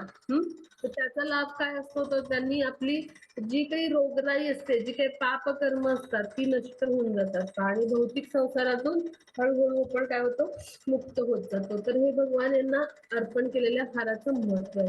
म्हणजे भक्तिरसामृत सिंधूमध्ये याचा उल्लेख केलाय की स्कंद पुराणामध्ये म्हणजे काय सांगितलं की वैष्णव जनांना असा हार म्हणजे जो आहे तो हार घालतात आणि त्यामुळे काय होतं की भगवान यांच्या वाणीतलं म्हणजे भगवान यांच्या शरीरावर तो असतो ना, आणि म्हणजे गळ्यापासून सगळं म्हणजे आलं त्याच्यात. म्हणजे मग भगवान यांच्या वाणीचा पण त्याच्यात म्हणजे समावेश आला असतो, गळ्यापासून सगळीकडे हार असतो भगवानांच्या शरीरावर. तर ते जे वाणीतलं चैतन्य असतं भगवानांच्या ते त्या प्रवचनकारामध्ये उतरावं किंवा जो कोणी तो प्रवचन करणार आहे त्याच्यामध्ये उतरावं. मग ह्यासाठी त्यांना तो हार घातला जातो. किंवा आपल्यासारख्या जनरल लोकांना किंवा सगळ्यांनाच कशासाठी हार दिला जातो तर आपली शुद्धी व्हावी, आपली पापकर्म जळून खाक व्हावीत म्हणजे आणि आपली रोगराई नष्ट व्हावी म्हणून गळ्यामध्ये आपल्याला हार दिला जातो. मग आता ह्या गळ्यामध्ये जो भगवानांचा हार असतो तर त्याला देखील आपण तितक्याच आदराने आणि तितक्याच सन्मानाने जय महाप्रसाद किंवा जय भगवत प्रसाद अशा पद्धतीनं त्याचा जय जयकार करून आपण स्वीकारला पाहिजे. आणि त्याला सुद्धा आपण आता घरात आपल्याला दिला असा भगवानांचा हार तर असं कुठेही नाही टाकायचा तो, जमिनीवर नाही ठेवायचा, तर असा टांगून ठेवायचा आपल्या घरात, देवघरामध्ये. तर त्यामुळे काय होतं, तर चांगल्या म्हणजे सात्विक लहरी ज्या आहेत तर त्या तिथे निर्माण होतात. आणि जर आपल्याला तो खूप जुना झाला, म्हणजे असं खूप त्याची फुलं गळायला लागली, असं म्हणजे खूप निर्माल्य, म्हणजे खूप असं कोरडेपणा आला, निर्माल्य होत जातं त्याचं, तर मग त्याला काय करायचं, नदीच्या विहिरीच्या पाण्यामध्ये वाहून द्यायचं, किंवा जवळपास कुठला पाण्याचा काही म्हणजे असा कुठला सोर्स नसेल, तर मग काय करायचं, आपण आपल्या कुंडीमध्ये, म्हणजे फुलांच्या कुंडीमध्ये वगैरे असं ते फुलं आहेत ती व्यवस्थित अशी शेती करून ती घालून द्यायची. अशा पद्धतीने त्याचा सन्मान करायचा, फुलं घालून त्याच्यावर पाणी घालू शकतो आपण, तर अशा पद्धतीने त्याचा सन्मान करायचा. पण असं कुठेतरी जिथं म्हणजे घाणेरड्या वस्तू टाकतात किंवा डस्टबिन्स असतात, अशा ठिकाणी असं निर्माल्य कधीही ठेवलं जाऊ नये किंवा पाठवलं जाऊ नये. तर अशा पद्धतीने भगवानच्या निर्माल्याचा देखील आपण सन्मान करायचा असतो. पुढे जाऊ. हो, त्याची पुढची स्लाइड घेऊया.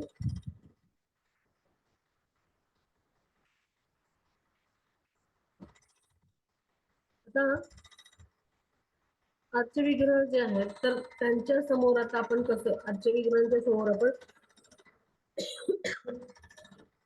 कसं असलं पाहिजे मंदिरामध्ये, आरतीच्या वेळेला कसं असलं पाहिजे, आरती सुरू असताना, आणि आरतीचं महत्व काय, तर हे आपण समजून घेणार आहोत. तर जर कोणी आरती विग्रहांचं आरती सुरू असताना दर्शन घेतलं, तर त्याची भूतकाळातील, म्हणजे मागचे जेवढे अनेक जन्म झालेत भूतकाळामध्ये, त्या सगळ्या भूतकाळातील अनेक हजारो लाखो पूर्वजन्मापासून जे काही घडत गेलेली पाप आहेत, त्या सगळ्यापासून त्याचं म्हणजे मुक्तता होते. म्हणजे अगदी ब्रह्महत्येचं जरी पाप असलं किंवा त्या सदृश्य जगन्य पाप असलं, तर त्या पापापासून मुक्ती मिळते का. म्हणजे भक्तिरसामृत सिंधूच्या 9व्या अध्यायामध्ये हे सगळा उल्लेख आहे. ज्यांच्याकडे भक्तिरसामृत सिंधू आहे त्यांनी हे वाचलं तरी चालेल. स्कंद पुराणातून हे घेतलेलं आहे, आणि त्यानुसार म्हणजे त्याचा उल्लेख भक्तिरसामृत सिंधूमध्ये जे आहेत रूप गोस्वामी यांनी केलेला आहे. भगवान यांच्या मंदिरात गेल्यावर कसं प्रणाम करायचे, अर्चविग्रहावर दर्शन कसं करायचं, अर्चविग्रहाचं दर्शन कसं घ्यायचं, त्याच्यावर ध्यान कसं करायचं, हे मुद्दे आपण दंडवत घालतानाच अभ्यासले. कारण दंडवत घातल्यानंतरच आपल्याला आपण काय करतो, ध्यान करतो. त्यामुळे ते त्याला जोडून आपण अभ्यासले. मग आता आपण सगळ्यांनी लक्षात घेऊया की भगवान यांच्या आरतीच्या वेळेला पण आपण दंडवत घालत असतो, आरतीच्या आधी, आरती सुरू होण्याआधी. आरतीचं दर्शन घेतल्यानंतर म्हणजे आपण अर्चविग्रहावर काय करू शकतो, आरतीच्या वेळे ध्यान करू शकतो. म्हणजे सगळ्यांनी लक्षात ठेवूया की दर्शनार्थीच्या वेळेला काय होतं, भगवान यांना भरपूर सजवलेलं असतं. म्हणजे Lord is decorated with ornaments, खूप दागिने, खूप कपडे त्यांना, त्यांचं म्हणजे पगडी असते ती घातलेली असते, ती डेकोरेट केलेली असते, फुलांच्या माळा, भरपूर साऱ्या मोत्याच्या माळा, दागिने, सगळं दर्शनार्थीच्या वेळेला. पण आपल्याला मंगल आरतीच्या वेळेला भगवान कसे भेटतात, त्यांनी कमीत कमी कपडे घातलेले असतात. म्हणजे झोपते वेळी भगवानांना खूप हलके असे आणि कमी कपडे, म्हणजे त्यांना आराम पडावा असे घातलेले असतात. एखादीच माळ असते, एखादा, आणि त्यांना मुकुट नसतो किंवा छोटासाच मुकुट असतो. म्हणजे भगवान यांच्या शरीराचे पूर्ण दर्शन आपल्याला मंगल आरतीच्या वेळेला होतं. आणि ह्यासाठी भगवान यांच्यावर ध्यान करण्यासाठी मंगल आरतीच्या वेळी, जेव्हा मंगल आरती सुरू असते तेव्हा प्रयास करावा. म्हणजे गुरूंचं ध्यान तर करावंच, गुरुअष्टकम आपण गात असतो, पण मंगल आरतीच्या वेळेला जर आपण असं भगवान यांच्या सुंदर म्हणजे जे सुंदर अर्चविग्रहांचं पूर्ण दर्शन, नखशिकांत म्हणजे चरण कमलांपासून भगवानांच्या सुहास्य असं मुखापर्यंत दर्शन घेऊन त्याच्यावर ध्यान करायचा प्रयत्न करावा. मग आता भगवान जे आहेत, तर त्यांच्या अर्चविग्रहावर आपण ध्यानही करत, अशा पद्धतीनं भगवान जे आहेत तर त्यांची आराधना करत असतो. मग अजून त्या संदर्भात काय मुद्दे आहेत, तर ते आपण थोडेसे अभ्यासूया की भगवान यांचं दर्शन घेत असताना आपण अजून काय काय केलं पाहिजे, तर ते आपण समजूया. आता मंदिरात आपण गेलो तर दर्शन घेताना आपण काय करायचं की एका बाजूला उभं राहणं आवश्यक असेल, की जेणेकरून इतर भक्तांना भगवान यांना पाहायला व्यत्यय आला नाही पाहिजे, अशा पद्धतीने आपण एका बाजूला उभं राहायचा प्रयत्न करायचा. आपल्या पाठच्या भक्तांना दिसलं पाहिजे भगवान यांचा अर्चविग्रह जो आहे तो दिसला पाहिजे, दर्शन झालं पाहिजे. विग्रहांना दंडवत घालून झाल्यानंतर काय करायचं, आपण भगवानांच्या कृपेची याचना करायची. मी तुमचा शाश्वत सेवक आहे हे त्यांना सांगायचं आणि ध्यान करायचं. हे मुद्दे आपण अभ्यासले. मग आता भगवान जे आहेत तर त्यांच्या मंदिरात अर्चविग्रहासमोर आपण कसं बसायचं, म्हणजे आरती झाली, गुरुवाष्टकम झालं, मग आपली नरसिंह आरती असते. गुरुवाष्टकम झाल्यानंतर काय असतो, जय म्हणजे जयध्वनी असतो. तेव्हा आपण काय जय जयकार करतो, प्रेमध्वनी आपण म्हणतो त्याला, म्हणजे जय जयकार ध्वनी किंवा जयध्वनी म्हणतात. मुख्यतः प्रेमध्वनी म्हणून प्रसिद्ध आहे. जय जयकार असतो म्हणून काही मंदिरात त्याला जयध्वनी पण म्हणतात. मग प्रेमध्वनी जो आहे हा, तो झाल्यानंतर आपण काय करतो, तर भगवानांची आरती झाल्यानंतर नरसिंह आरती करतो. मंदिरात बसायच्या वेळेला आपले पाय जे आहेत ते विग्रहासमोर असे उघडे नाही पाहिजेत, म्हणजे पायावर पाय घेऊन बसायचं, तर ते उघडेच पाय नाही पाहिजे. आपला जो कुर्ता झब्बा असतो प्रभूंचा, तर तो झब्ब्याचा भाग पायावर आला पाहिजे. म्हणजे स्त्रियांचा सलवार कमीज असतो, साडी असेल तर साडीने व्यवस्थित पायाचे तळवे झाकलेले असले पाहिजेत मांडी घालून बसल्यावर, किंवा सलवार कमीजने झाकलेले असले पाहिजेत. सलवारवरती कमीजचा पंखा असतो, म्हणजे टॉप असतो, तर त्यांनी ते पाय झाकलेले असतील अशा पद्धतीचेच आपण कपडे घालून मंदिरात जावे, की विग्रहाकडे आपले पाय दिसले नाही पाहिजे, किंवा आपले पाय उघडे असू नये, किंवा पायाचा अंगठा, अंगुली निर्देश म्हणतो, किंवा तो ज्याचा अंगठा विग्रहाकडं किंवा गुरु महाराज किंवा तुळशी देवीकडं असू नये. म्हणजे असा अंगठा उघडा आहे आणि ते असं पायावर पाय टाकून असे बसतात पाहून, म्हणजे आता ते मला दाखवता नाही येणार, पण मी तुम्हाला सांगते की ऍक्शन सांगते, त्याच्यावरनं तुम्हाला कळेल की असा डावा पाय असतो किंवा उजवा पाय असतो, तो डाव्या पायावर असं टाकतात आणि असं वर घेतात मांडीवर, आणि तो उघडा असतो, तो अंगठा असतो ना तो असा दिसत असतो सगळीकडे. तर अशा पद्धतीने म्हणजे अंगठा असा तो विग्रहाकडे किंवा शिलपुष्पादांकडे असं जाईल, अशा पद्धतीने बसतात पहा लोक, एकदम पायावर पाय असा दुमडून घेऊन. तर तशा पद्धतीने बसू नये मंदिरामध्ये, नेहमी पाय झाकलेलेच असावेत आपले. मग आता विग्रहाकडं किंवा व्यासासनाकडं किंवा प्रभुपादांकडं, तुळशी देवीकडं आपण पाठ करून बसू नये. काही वेळा मंदिराच्या रचनेमुळे शक्य नसतं, त्यावेळेला त्या मर्यादा असतात. मग विग्रहासमोर असं पाय पसरून बसायचं नाही. तर मी परवाच पाहिलं, तीर्थयात्रेमध्ये जप चालू होता आणि एक सिनियर माताजी होत्या, त्या अशा फताडे पाय पसरून बसल्या होत्या. तर त्यांना आम्हाला सांगावं लागलं की तुम्ही खुर्चीत जाऊन बसा अशा वेळेला, है ना. सिनियर सिटीजनना नाही बसता येत बराच वेळ मांडी घालून, किंवा काहींना व्याधी असतात, काहींना बसता येत नाही, म्हणजे प्रत्येकाची शारीरिक स्थिती असते. पण मग आपण भगवानांचा सन्मान आहे तो राखला पाहिजे ना. मग अशा परिस्थितीत आपण काय करायचं, खुर्चीवर जाऊन बसायचं किंवा थोडंसं उभं राहायचं अशा वेळेला, म्हणजे किंवा तिथून निघून जाऊन दुसरीकडे बाहेरच्या बाजूला जरा पाय पसरून बसून आलो, पण विग्रहासमोर नाही पाय पसरायचे. तर अशा पद्धतीने आपण काळजी घ्यायची. विग्रहासमोर घोटा, कोपरा, पायाचा तळवा, गुडघा धरून बसू नये. असं बसतात का, आम्ही तुम्हाला दाखवते. आता थोडस स्लाइड स्क्रीन मध्ये असं असं असं बसतात का, असं बसतात, किंवा असा पाय मुडकून घेऊन त्याच्यावर असा हात लावून बसतात. असं बिलकुल बसू नये मंदिरामध्ये. म्हणजे माझा हा पाय आहे त्याच्यावर, उजवा किंवा डावा, त्याच्यावर असा घोट्यावर धरून असं बसतात, असं बसतात, किंवा काही जण असं बसतात आणि असं बसतात. बिलकुल असं बसू नये मंदिरामध्ये.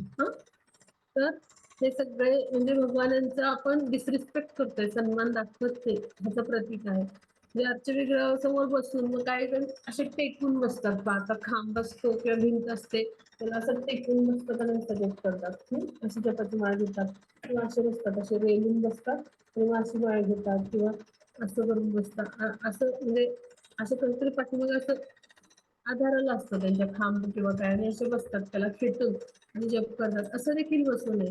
जितकं आपल्याला शक्य होतं ना त्या ते मंदिरामध्ये असं एकदम असं ताक पाहिजे, आपला पाठीचा कडा ताक पाहिजे, आणि योग्य स्थितीत आपण बसलं पाहिजे, सुखासनात बसायचं.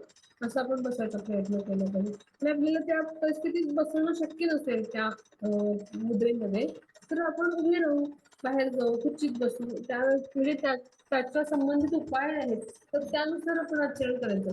पण तिथेच आपण अशा पद्धतीनं आहे तर शिष्टाचाराचं पालन न करता जर बसलो, तर तो भगवान यांच्याविषयीचा सन्मान जो आहे तर तो पण तो त्यांना म्हणजे दिला नाही असं त्याचा अर्थ होईल. तो अपराधच होतो, आपल्याकडून सेवा अपराध होतो. यासाठी आपण ह्या गोष्टींची काळजी घ्यायची.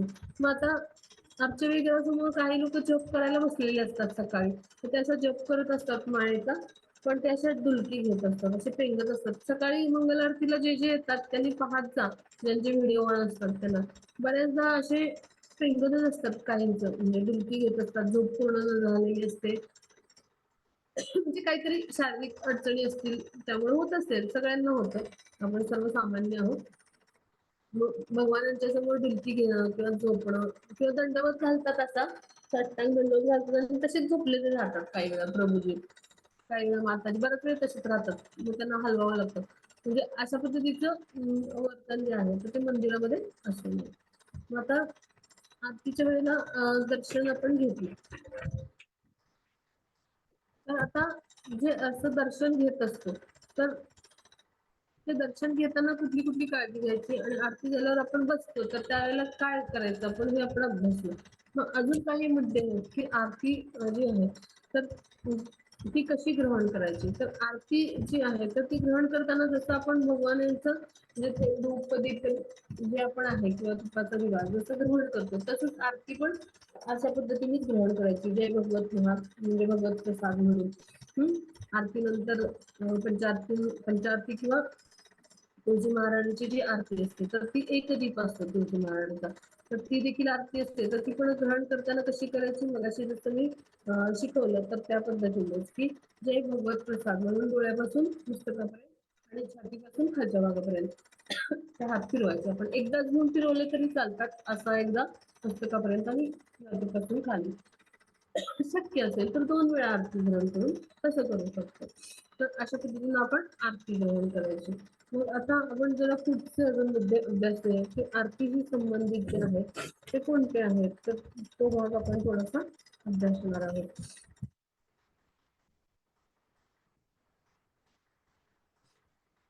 तर आता मंदिरामध्ये जेव्हा आरतीच्या वेळेला आपण असतो तर त्यावेळेला अर्चविग्रहासमोर आपण कसं असलं पाहिजे, तर अर्चविग्रहासमोर आपण मोठ्याने बोलू नये, म्हणजे असे भक्त टाळ्या वाजवत असतात, आरती करत असतात आणि एकमेकांच्या कानापाशी जाऊन बोलत असतात पहा. आरती चालू असते तिकडं आणि इकडं असं कानापाशी जाऊन बोलत असतात, तर हे चुकीचं आहे किंवा अनिष्ट बोलू नये. म्हणजे आता नवीन भक्तांचं ते बघितलंय, आपली छोटी मुलं वगैरे असतात तर त्यांच्या कानापाशी जाऊन ते ओरडत पण असतात, म्हणजे असं पण चालू असतं. किंवा शेजारी भक्त तर ती आरती करत असतो तर त्याच्याशी बोलू नये आपण, किंवा कोणावर रागवू नये किंवा कोणाकडे संतापून बघू नये, किंवा कोणाची अशी म्हणजे निंदा करू नये किंवा देवतांविषयी काही बोलू नये, म्हणजे व्यर्थ किंवा असत्य बोलू नये. म्हणजे अशा पद्धतीनं जर आपण वागलो तर कृष्ण भावनेमध्ये आपली वाढ नाही होणार, उलट आपलं पतन होईल, हो की नाही. तर कृष्ण भावनेला पूरक गोष्टीच आपण बोलल्या पाहिजेत, कृष्ण भावनेला पूरक असणाऱ्या गोष्टींच आपण आचरण.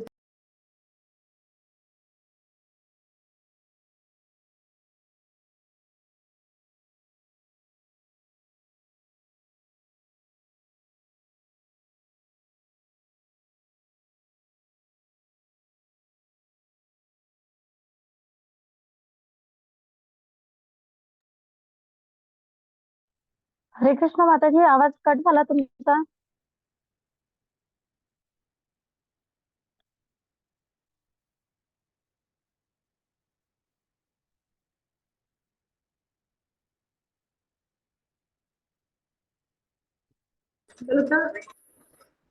तर आता इथपर्यंत आपण अभ्यासलं होतं की भगवानांच्या आरतीचं महत्व काय आहे आणि आरती विषयीचे काही मुद्दे आपण अभ्यासलेले होते. तर आता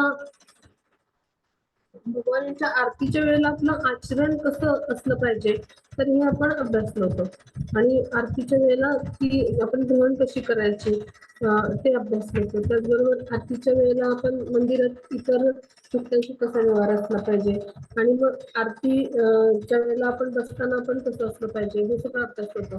मग आता आरतीला विषयी अजून काही मुद्दे आपण अभ्यासले. आरतीला निरांजन सुद्धा म्हणतात किंवा निरंजन म्हणतात. मग अशा शुभ वस्तू भगवंतांना अर्पण केल्यामुळं आपल्या जीवनातला अशुभ प्रभाव जो आहे किंवा अशुभ गोष्टी ज्या आहेत त्या नष्ट होत असतात. सगळ्यांनी पुन्हा एकदा ऐकूया किंवा लिहून घेऊया. भगवान यांना आरती अर्पण केल्यामुळे काय होतं, तर आपल्या जीवनातल्या जे अशुभ गोष्टी आहेत, भगवान यांना अशी शुभ वस्तू अर्पण केल्यामुळं आपल्या जीवनातला अशुभ प्रभाव आणि अशुभ गोष्टी नाहीशा होतात. मग असे अर्पण केलेले पदार्थ हे भौतिक पदार्थातले शुद्ध रूपाचे किंवा इंद्रिय विषयांचे प्रतिनिधित्व करतात. म्हणजे भगवान यांना आपण जे अर्पण केलेले सर्व पदार्थ असतात ते भौतिक पदार्थातले शुद्ध रूपाचे असतात. म्हणजे आरती जी आहे तर त्याच्यामध्ये तुपाचा उपयोग केला जातो, गाईचं शुद्ध तूप. त्यानंतर तिथे आरतीसाठी फुलवातींचा, आपल्या इस्कॉनच्या फुलवाती वेगळ्या असतात पहा. आता इथे बरेच भक्त होते, ते आपल्या इनॉग्रेशन फंक्शनला आले होते बेंगलोरच्या. त्यांनी वाती बनवून आणल्या होत्या. त्यांना मी वाती बनवायला शिकवल्या होत्या व्हिडिओ पाठवून. तर तशा सुंदर वाती त्यांनी बनवून आणल्या होत्या बऱ्याच जणांनी, अर्पण केल्या राधा गोविंदांच्या चरणी. तर अशा सुंदर सुंदर ज्या वाती आहेत, तर त्या भौतिक पदार्थ म्हणजे कापसापासून बनलेल्या. तूप हे गाईपासून मिळतं आपल्याला. मग ते आरतीचं म्हणजे जे निरांजन असतं तर ते धातूचं असतं. मग जरी या भौतिक वस्तू असल्या तरी, किंवा आता त्याला कापूर लावला जातो. आरतीच्या ज्या वाती आहेत त्या तुपात भिजवून त्याला वर थोडासा टोकावर कापूर लावला जातो. तो कापूर सुद्धा काय आहे, भौतिक आहे. मग जरी या वस्तू अशा असतील तरी सुद्धा त्याच्यामुळे काय होतं, तर आपल्याला त्या इंद्रिय विषयांचे प्रतिनिधित्व करतात. म्हणजे ह्या वस्तू, या म्हणजे वस्तू ज्या आहेत त्या 5 इंद्रिय विषयांचं प्रतिनिधित्व करतात. जेव्हा आपण ही आरती ग्रहण करतो तर त्यावेळेला काय होतं, हे जे इंद्रियांचे 5 विषय जे आहेत, इंद्रिय विषय, तर हे आपले नष्ट व्हायला म्हणजे मदत होतं. म्हणजे इंद्रियांच्या विषयांकडेच आपण आसक्त होतो ना, आणि इंद्रिय आसक्त होतात आणि आपल्या आसक्ती, इच्छा, लालसा, कामना वाढतात. मग ह्या भौतिक स्वरूपाच्या ज्या कामना, लालसा, इच्छा आहेत त्या नष्ट व्हायला आपण आरती ग्रहण केल्यामुळं, भगवानांना आरती ऑफर केल्यामुळं म्हणजे अर्पण केल्यामुळं किंवा भगवानांच्या आरतीला आपण उपस्थित राहिल्यामुळं आपल्याला हे लाभ होत असतात. म्हणजे पहा, मंगल आरतीचे किती लाभ आहेत का. म्हणजे अशा प्रकारे आरतीचा कार्यक्रम हा शुभ असतो. म्हणजे दिवसातल्या पहिल्या आरतीला काय म्हटलं जातं, मंगल म्हटलं जातं. म्हणजे श्रील प्रभुपाद काय म्हणतात की ज्या जो मंगल आरतीला उपस्थित राहत नाही त्याच्या जीवनामध्ये काय मंगल असेल पहा, हो की नाही. अगदी सार्थ म्हणतात की नाही श्रील प्रभुपाद. पण आपण सकाळी उठून मंगल आरती जी आहे तर ती म्हणजे तिला उपस्थित राहायचा आपण प्रयत्न केला पाहिजे. मग दिवसभरात सगळं काही मंगल घडेल आपल्याला, हो की नाही. मग अशा पद्धतीने आपण मंगल आरती जी आहे तर ती आपल्यासाठी शुभकार्य असते. मग आता विश्वनाथ चक्रवर्ती ठाकूर काय म्हणतात की जो कोणी ब्राह्ममुहूर्तावर, म्हणजे ब्राह्ममुहूर्ताचा शुभ प्रसंग जो असतो त्यावेळेला गुरुप्रती असलेलं जे अष्टक आहे, म्हणजे गुरुअष्टकम आपण गातो, तर ती सुंदर प्रार्थना ध्यानपूर्वक मोठ्याने स्पष्ट उच्चारात जो गायन करतो, त्याला मृत्यू समयी वृंदावन नाथ म्हणजे कोण, भगवान श्रीकृष्ण. वृंदावनाचे नाथ कोण आहेत, भगवान श्रीकृष्ण. तर त्यांच्या चरणांप्रती प्रत्यक्ष सेवा मिळते. म्हणून सकाळची गुरुवंदना का महत्वाची, तर जो कोणी गुरुवंदना सकाळी म्हणजे गुरुअष्टकम जो गातो, गुरुचरणी वंदन जे आपलं असतं ते गुरुअष्टकाने होतं, म्हणजे गुरुअष्टक म्हणतो आपण. तर ते गुरुअष्टक जेव्हा आपण, त्याचा जो अर्थ आहे ना तो असा हृदयातून पूर्ण आपल्या प्रकट करून, म्हणजे त्या भावाशी आपण पूर्ण समरस होऊन जेव्हा आपण ती नाचून गाऊन अशा पद्धतीनं म्हणतो ना, तर त्यावेळेला काय होतं, वृंदावन नाथाच्या चरणी आपल्याला सेवा प्राप्त होते. पहा केवढं मोठं सौभाग्य. पहा लोक काय करतात, ऑन करतात कॅमेरे आणि बघत बसतात. भगवानांना त्यांच्या म्हणजे ह्यांच्या चरणी जी आहे तर ती प्रार्थना जी आहे म्हणजे जी करायची असते ती नाचून गाऊन करायची असते. कलियुगामध्ये भागवतामध्ये असा श्लोक येतो की भगवानांना नाचून गाऊन संकीर्तन करून जो कोणी आळवतो त्याला नक्की भगवत धामाची प्राप्ती होते. किंवा भगवानांचा प्रसाद ग्रहण करतो, जो फळामाळा करतो आणि नाचून गाऊन कीर्तन करून जो आळवतो तर त्याला भगवत धामाची प्राप्ती होते. अशा पद्धतीचा श्लोक येतो भागवतामध्ये, 10व्या कॅन्टोमध्ये 8व्या अध्यायाचा एक श्लोक येतो. तर तिथे हे वर्णन आहे. मग अशा पद्धतीने आपण प्रयास केला पाहिजे. ज्याला शक्य आहे त्याने, काही शारीरिक म्हणजे शारीरिक अडचणी असतात, त्यांच्या घरात सगळे झोपलेले असतात, अशी काही अडचणी असतील तर ठीक आहे.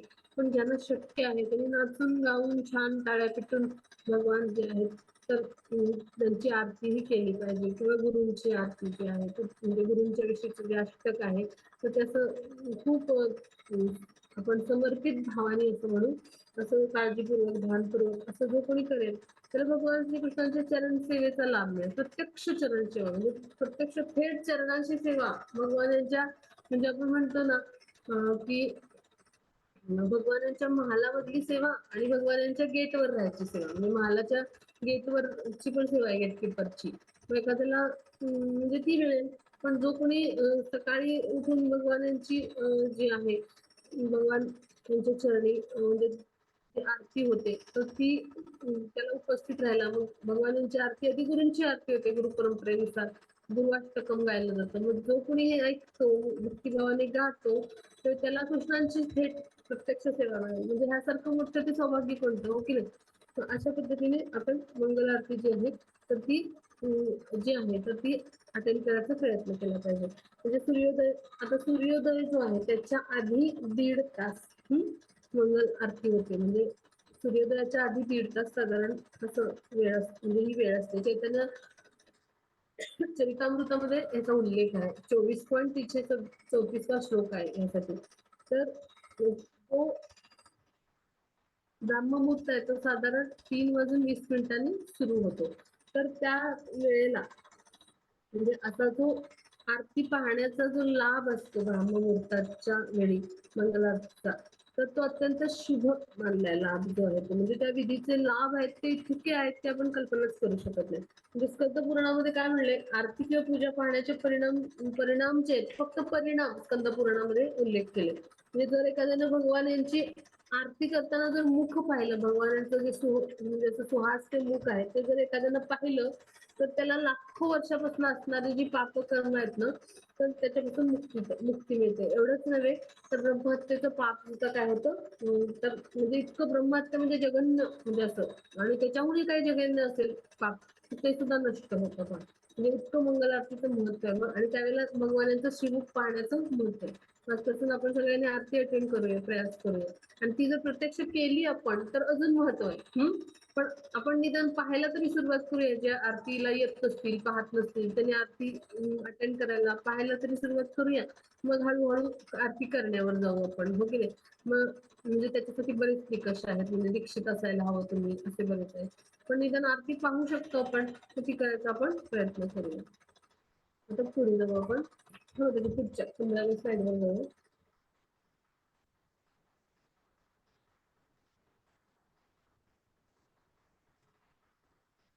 कृष्ण, हा माताजी 15वी स्लाइड.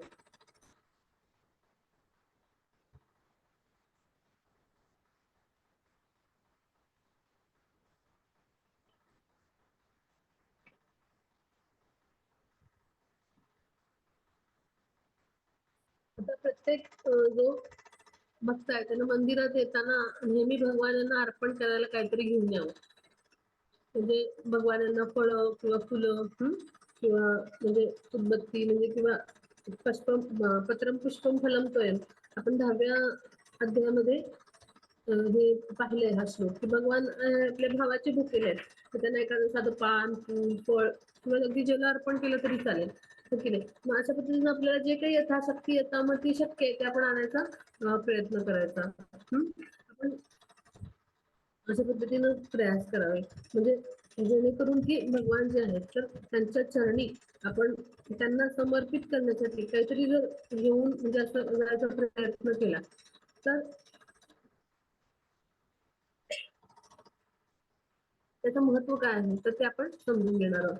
म्हणजे काय की भगवान जो आहेत, तर त्यांना एखाद्याला जमलं नाही, आपण म्हणजे असं काही घेऊन जाता आलं नाही, तर मग भगवान यांना आपण पैसे ठेवण्यापेक्षा दुसरं काहीतरी द्यावं. म्हणजे आता मंदिरात जाऊन पहा पद्धत आहे, लगेच पैसे काढून ठेवतात, तर असं नाही करायचं आपण. तर आपण काय करायचं, की आपण साधं जल जरी त्यावेळेला किंवा तुळशीचं पत्र जरी आणून अर्पण केलं तरी चालेल अशा वेळेला. पण भगवानांना लगेचच म्हणजे आपल्याकडं आपण वस्तू कुठलीही घेऊन नाही जाऊ शकलो, तर लगेचच खिशातून पैसे काढून आपण पाहिलं का मंदिरामध्ये ठेवतात. तर अशा पद्धतीनं आपण भगवान यांच्या समोर ते पैसे अर्पण करू नये कधी. म्हणजे भगवान यांना त्यांच्या दानपेटीमध्ये आपण पैसे टाकू शकतो. पण आपण आता भारताच्या मंदिरामध्ये पाहिले बा, ते मंदिरात म्हणजे जिथे पूजा असते त्या पूजेवरच पैसे अर्पण केलेले असतात. ते चुकीचं आहे. अशा पद्धतीनं आपण बिलकुल करू नये. म्हणजे आपण भारतामध्ये पाहिलंय की भारतामध्ये अशी पद्धती आहे की मंदिरामध्ये येताना म्हणजे स्त्रिया असो किंवा गृहस्थ असो, म्हणजे सद्गृहस्थ ते नेहमी सकाळी मंदिरात येताना भरपूर काही वस्तू घेऊन येत असतात का. अगदी अगदी म्हणजे एखादा म्हणजे भाताचा एखादा घास जरी आणला किंवा एखादा म्हणजे एखाद्याकडच्या घरी अन्न शिजलं नसेल, तर पिठाचं जरी म्हणजे जे पीठ असतं तर ते सुद्धा म्हणजे घेऊन आलं, म्हणजे अशा पद्धतीनं पाहिले पा काही देवी देवतांना पीठ व्हायची पद्धत असते, म्हणजे काय की एखाद्याच्या घरी अन्नपदार्थ पण शिजवले जाणं शक्य नाहीये. मग अशा वेळेला अगदी पीठ जरी घेऊन आलं किंवा नुसता भात शिजवलाय तर त्याचा एखादा घास जरी आणला तरी तो आपण भगवानांना मनोभावे अर्पण केला तरी चालतो. असं नाही की राजभोग किंवा पूर्ण थाळीच अर्पण करायला पाहिजे. आपल्याला यथाशक्ती जे शक्य आहे ते किंवा एखादं फूल फळ जल जे शक्य आहे ते आपण त्यांना ऑफर केलं पाहिजे. म्हणजे अशा पद्धतीनं भगवान जे आहे तर त्यांना आपण मनोभावे आणि अत्यंत समर्पित भावाने जे शक्य आहे ते अर्पण केलं पाहिजे. फक्त इथे सगळ्यांनी काळजी काय घेऊया की आपण सगळ्या मंदिरामध्ये पाहतो, भगवान शिवांच्या मंदिरामध्ये जातो, मंदिरासमोर असे पूजा केलेलं असतात बघा, पादुका वगैरे काहीतरी असतं त्यांचं आणि त्याच्यावरच पैसे ठेवलेले असतात. असं कधीही आपण भगवान यांना पैसे कॅश अर्पण करू नये. तर त्यापेक्षा आपण विसरलो तर बाहेर जाऊन घेऊन यावं काहीतरी आणि मग ते अर्पण करावं. आणि काही शक्य नसेल ठीक आहे तर आपण भगवानांना मानस अर्पण करू शकतो. अशा पद्धतीने आपण अर्पण करावं. पण भगवानांच्या चरणी पैसे अर्पण करू नये. ते आपण दानपेटीमध्ये टाकू शकतो. मग तिथे अर्चविग्रहांसमोर पैसे ठेवू नये. तर हा भाग सगळ्यांनी लक्षात घ्या. तर पुढच्या स्लाइडवर जाऊया आपण.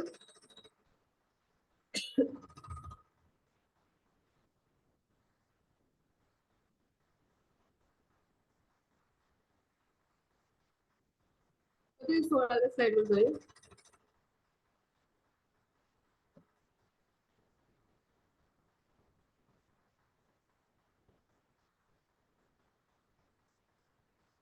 आपण 16वी स्लाइड आहे त्याच्यावर जाऊया.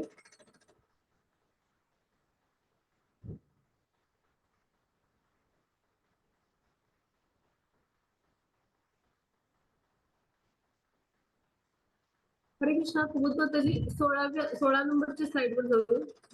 हा, मंदिरामध्ये नृत्य कसं करायचं याविषयीचे बारकावे आपण समजून घेणार आहोत.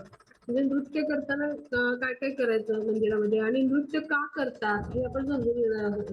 आता बऱ्याच वेळा काय पाहायला मिळतं की नृत्य किंवा अशा गोष्टी करताना बरेच जण खूप असे म्हणजे जे भक्त असतात ना ते खूप असे भिडस्त असतात. आणि ते नृत्यामध्ये सहभागी होत नाही नृत्य कीर्तनामध्ये. पण त्याचं महत्व काय आहे ते आपण समजून घेणार आहोत. मग आता भगवान जे आहे तर त्यांना नृत्य करत असताना म्हणजे त्यांच्यासाठी नृत्य करत असताना ते अत्यंत उत्साहाने मृदुंगात केलं पाहिजे, म्हणजे केलं पाहिजे. आणि मृदुंग आणि करताल घेत ते भक्तिभावानं म्हणजे अशा पद्धतीनं आध्यात्मिक स्तरावरचं ते संकीर्तन असतं.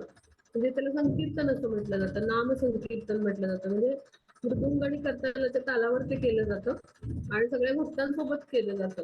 मग ते करत असताना काय केलं पाहिजे इथं चित्रात पहा सगळ्यांनी. तर पंचतत्व जे आहे तर त्याला असे हात वरती करून संपूर्ण शरणागत भाव मी इथे तळवे दाखवते हे असे भगवान यांच्याकडे फेस केलेले. तळवे आपले अर्चविग्रहाकडं असलेले तळवे जे आहेत ते अर्चविग्रहाकडे पाहिजे.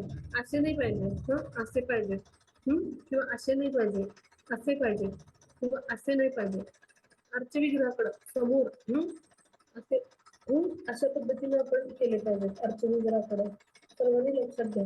अर्चविग्रहाकडे तळवे गेले पाहिजेत आपले. म्हणजे संपूर्ण शरणागती तुमच्या चरणी आहे. भगवान कुठे वरती आहे म्हणजे वर आहे म्हणून वरच्या दिशेला आणि त्याचबरोबर अर्चविग्रह कुठे आहे समोर. तुमच्या चरणी संपूर्ण शरणागत कशी घालतो आपण अशी शरणागती घालतो ना, पूर्ण दंडवत पूर्ण सास सगळी अंग टेकून. तर तशा पद्धतीनं पूर्ण शरणागत होऊन आपण जे आहेत तर ते पंचतत्व मध्ये चित्रात पाहतो बघ. चैतन्य महाप्रभू ते अशा पद्धतीने पूर्ण शरणागत भावाने नृत्य आणि कीर्तन करतात. मग तशा पद्धतीने किंवा ते चित्रात दाखवले शिल प्रभुपाद कशा पद्धतीने करतात. तर अशा पद्धतीने पंचतत्वाचे जसे हात आहेत तशा पद्धतीने आपण पूर्ण शरणागतीने आणि तळवे पुढे करायचे. याचा अर्थ काय आहे, तळवे पुढे करायचे. तर ते तळवे जेव्हा आपण पुढे करतो तर त्यावेळेला त्याचा अर्थ काय होतो, माझ्या म्हणजे अशा तळवे पुढे करून संकीर्तन करतो तेव्हा त्याचा अर्थ होतो माझ्यावरती करुणा करा. हे भगवान तुम्ही माझ्यावरती करुणा करा. आणि यासाठी तळवे आपण असे पुढे केलेले असतात. माझ्यावरती करुणा करा, माझ्यावरती दया करा. मी तुम्हाला शरण आलेलो आहे आणि तुम्हीच माझे आश्रयदाते आहेत. हा भाव त्यातून व्यक्त होत असतो आणि म्हणून तळवे आहेत त्याची दिशा अशी पुढे असली पाहिजे. ती आपल्याकडे पण नको अशी कुठेही कुणाचे हात कसेही असतात आणि असे डुलत असतात बघा सगळे. तसं नाही झालं पाहिजे. तर भगवान यांची भक्ती करण्यासाठी सुद्धा किती सुंदर सुंदर विधी नियम आहेत पहा. आणि असे इतकं आचरण आपण तंतोतंत काटेकोरपणे जर केलं तर भगवान किती संतुष्ट होतील पहा. तर अशा सर्व विधिविधानांचं आपण पालन करायचं भाग करायचं. म्हणजे त्याचं पुढेच फेसिंग असलं पाहिजे. भगवान यांच्या समोरच असे फेसिंग असलं पाहिजे. पण थोडेसे वरच्या दिशेला झाले तरी चालतील, असे झाले तरी चालतात. कारण भगवान हे देवगामी आपली भक्ती जावी म्हणजे कुठे गोलोक वृंदावनकडे. म्हणून ते असे वर फेसिंग असले तरी चालतात. काही भक्त असतात ना ते असे करतात. तर अगदी असं सुनेत पण असे थोडेसे आणि वर फेसिंग असले तरी चालतील. तर भगवान हे असे आपल्यापेक्षा खूप म्हणजे विशाल आणि असे आहेत. विग्रहाच्या रूपामध्ये छोटंसं त्यांचं रूप आहे. तर अशा पद्धतीनं पण ते भगवानांच्या आजच्या विग्रहाकडं आपल्या तळव्यांची दिशाही असली पाहिजे हे सगळ्यांनी लक्षात ठेवूया. मग आता कीर्तनात काय म्हणजे हे कीर्तनाच्या वेळेला आपण कसं असलं पाहिजे किंवा काय करायचं असतं तर ह्या संदर्भातले निर्देश आहेत. तर कीर्तनानंदाला म्हणजे श्रीपादांनी पत्र दिलं, त्यांचा एक शिष्य होता तर त्याला जे पत्र दिलं 10 नोव्हेंबरला तर त्याच्यामध्ये हे सगळं उल्लेख त्यांनी केलेला आहे. तर त्याविषयीचे काही मुद्दे आपण आज समजून घेणार आहोत. म्हणजे जितके आपल्याला शक्य होते तितके. मग आता उरलेले मुद्दे आपण पुढच्या क्लासमध्ये घेऊ. पण आता किती वाजलेत तर 4:41 एक 2-3 मुद्दे त्यातले आपण अभ्यासणार आहोत 5 वाजेपर्यंत. तर आता जे आपण अशा पद्धतीचं नृत्य करतो तर त्यावेळेला सर्वात प्रथम आपण काय काळजी घ्यायची तर ती समजून घेणार आहोत. म्हणजे नृत्य आणि कीर्तन यामध्ये फरक आहे. मग नृत्य आपण आता समजून घेणार आहोत. कीर्तनाचे मुद्दे तो मुद्दा जेव्हा येईल तेव्हा आपण अभ्यासणार आहोत. नृत्याच्या वेळेला श्रील गोस्वामी जे आहेत तर ते काय सांगतात की प्रत्येकानं श्री विग्रहांसमोर नृत्य करायला अवश्य शिकलं पाहिजे. नृत्य हे आनंदी आणि उत्साही म्हणजे अशा म्हणजे भावामध्येच केलं गेलं पाहिजे. पण दुसऱ्यांना इजा पोहोचवणारं असू नये. म्हणजे एखाद्याला हात आपले लागतात नृत्य करताना, धडक बसते असं नाही करायचं. आणि श्रील प्रभुपादांनी आपलं उदाहरण दिलंय की गौडीय पद्धतीनं कसं नृत्य करायचं. मग आता उदाहरण घेऊया. भक्तांच्या रांगा समोरासमोर कीर्तन करीत एकमेकांसमोर येऊन पुन्हा दूर जातात. म्हणजे आता ह्या नृत्याचं उदाहरण म्हणजे पहा. भक्त काय करतात अशा समोरासमोर रांगा लावतात. म्हणजे इकडून एक रांग असते आणि इकडून एक रांग असते. म्हणजे असं मी दाखवते तुम्हाला. ही एक रांग असते आणि ही एक रांग असते. मग इकडचे भक्त इकडे येतात आणि इकडचे भक्त इकडे येतात. असे पुढे येतात नृत्याच्या तालावर आणि असे पाठी जातात. पुढे येतात पाठी जातात. हरे कृष्णाच्या तालावर पुढे येतात पाठी जातात. आपण पाहिलं असेल मंदिरामध्ये. त्यानंतर आता काय विग्रहाकडं मुख करून एकामागोमाग एक अशा प्रकारच्या म्हणजे अशा भक्तांच्या रांगांनी कीर्तन करीत विग्रहाच्या दिशेने काही पावले तसंच विरुद्ध दिशेने काही पावले टाकायचे असतात. म्हणजे विग्रहाकडे मुख करायचं आणि अशा रांगा असतात मंदिरामध्ये. तर दुसरा संकीर्तनाचा प्रकार म्हणजे नृत्याचा की विग्रहासमोर उभे राहिलेले असतात सगळेजण असे ओळीने. आणि विग्रहाकडे 2 पावलं टाकायची आणि काही पाठीमागे टाकायची. नृत्याचा प्रकार.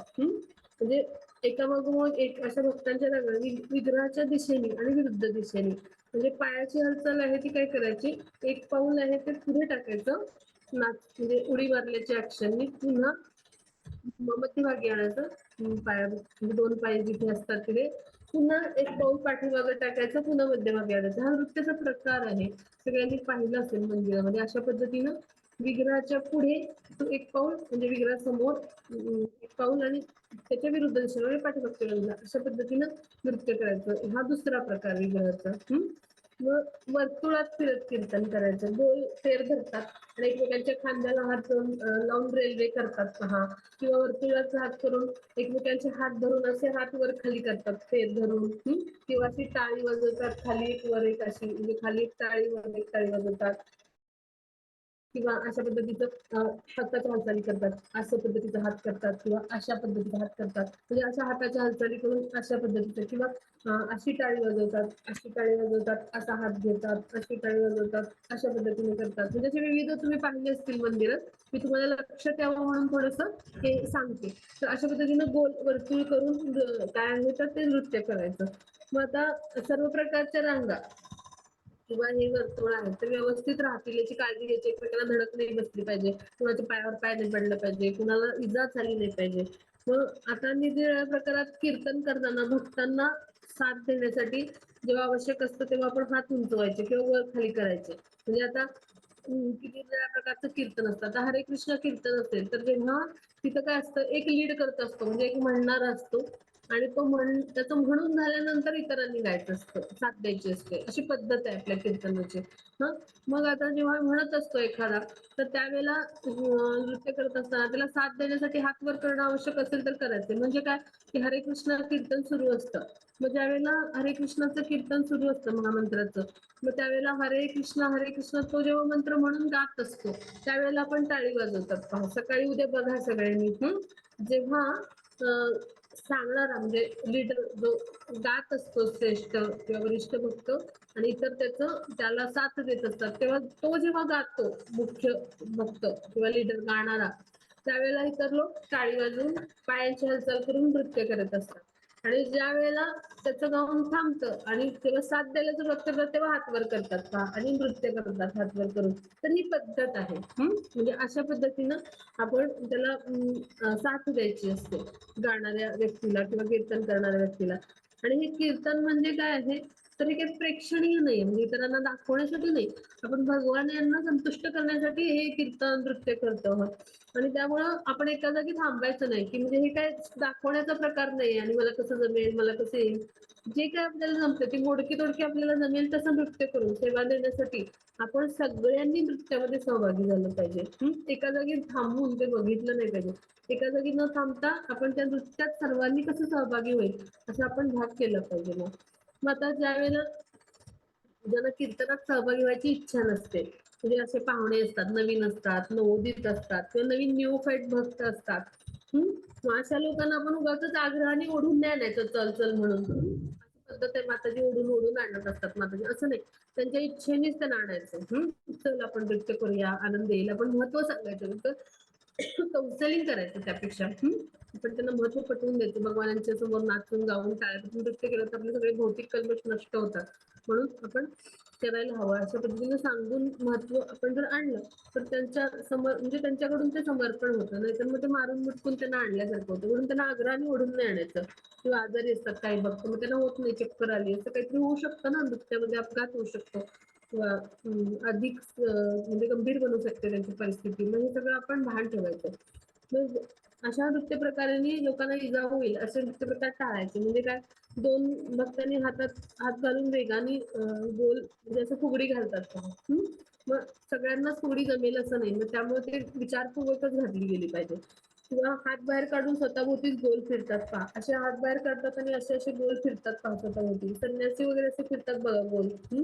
ते फिरत असताना सुद्धा एखादे चक्कर येऊ शकते, तर काळजीपूर्वक करायचं कुठल्या गोष्टी, म्हणजे ज्या शक्य नाही का अवघड आहेत त्या टाळल्या तरी चालतील, त्यामध्ये ह्या येतात. किंवा लहान मुलांना किंवा इतर भक्तांना हवेत उडवणे किंवा उचलणे, लहान मुलांना असं उडवतात हवेत किंवा असं उचलून घेतात, एक भक्त दुसऱ्या भक्ताच्या पाठीवर असं बसतो आणि उचलून फिरतात, तर हे सगळं फार धोकादायक आणि अवघड आहे, किचकट आहे. असं मुलांना उडवणं तर फार अवघड आहे, तर असल्या कुठल्या गोष्टी करू नये. किंवा वर्तुळाकार कीर्तन करत असतो ना आपण अशा पद्धतीनं, तर असं पुढं आला की त्याला असं मागं ढकलतात, हाताने असं मागं ढकलतात ढोसलून, तर अशा गोष्टी करू नयेत आपण. तर हे सगळे कीर्तनाच्या वेळेला आपण काळजी घ्यायची. तर स्त्रियांनी काय, आता स्त्रियांनी वेगळ्या बाजूला कीर्तन करायचं आणि पुरुषांनी वेगळ्या बाजूला, म्हणजे नृत्य नृत्य म्हणजे करतो आपण आणि गात असतो, ते कीर्तन होतं.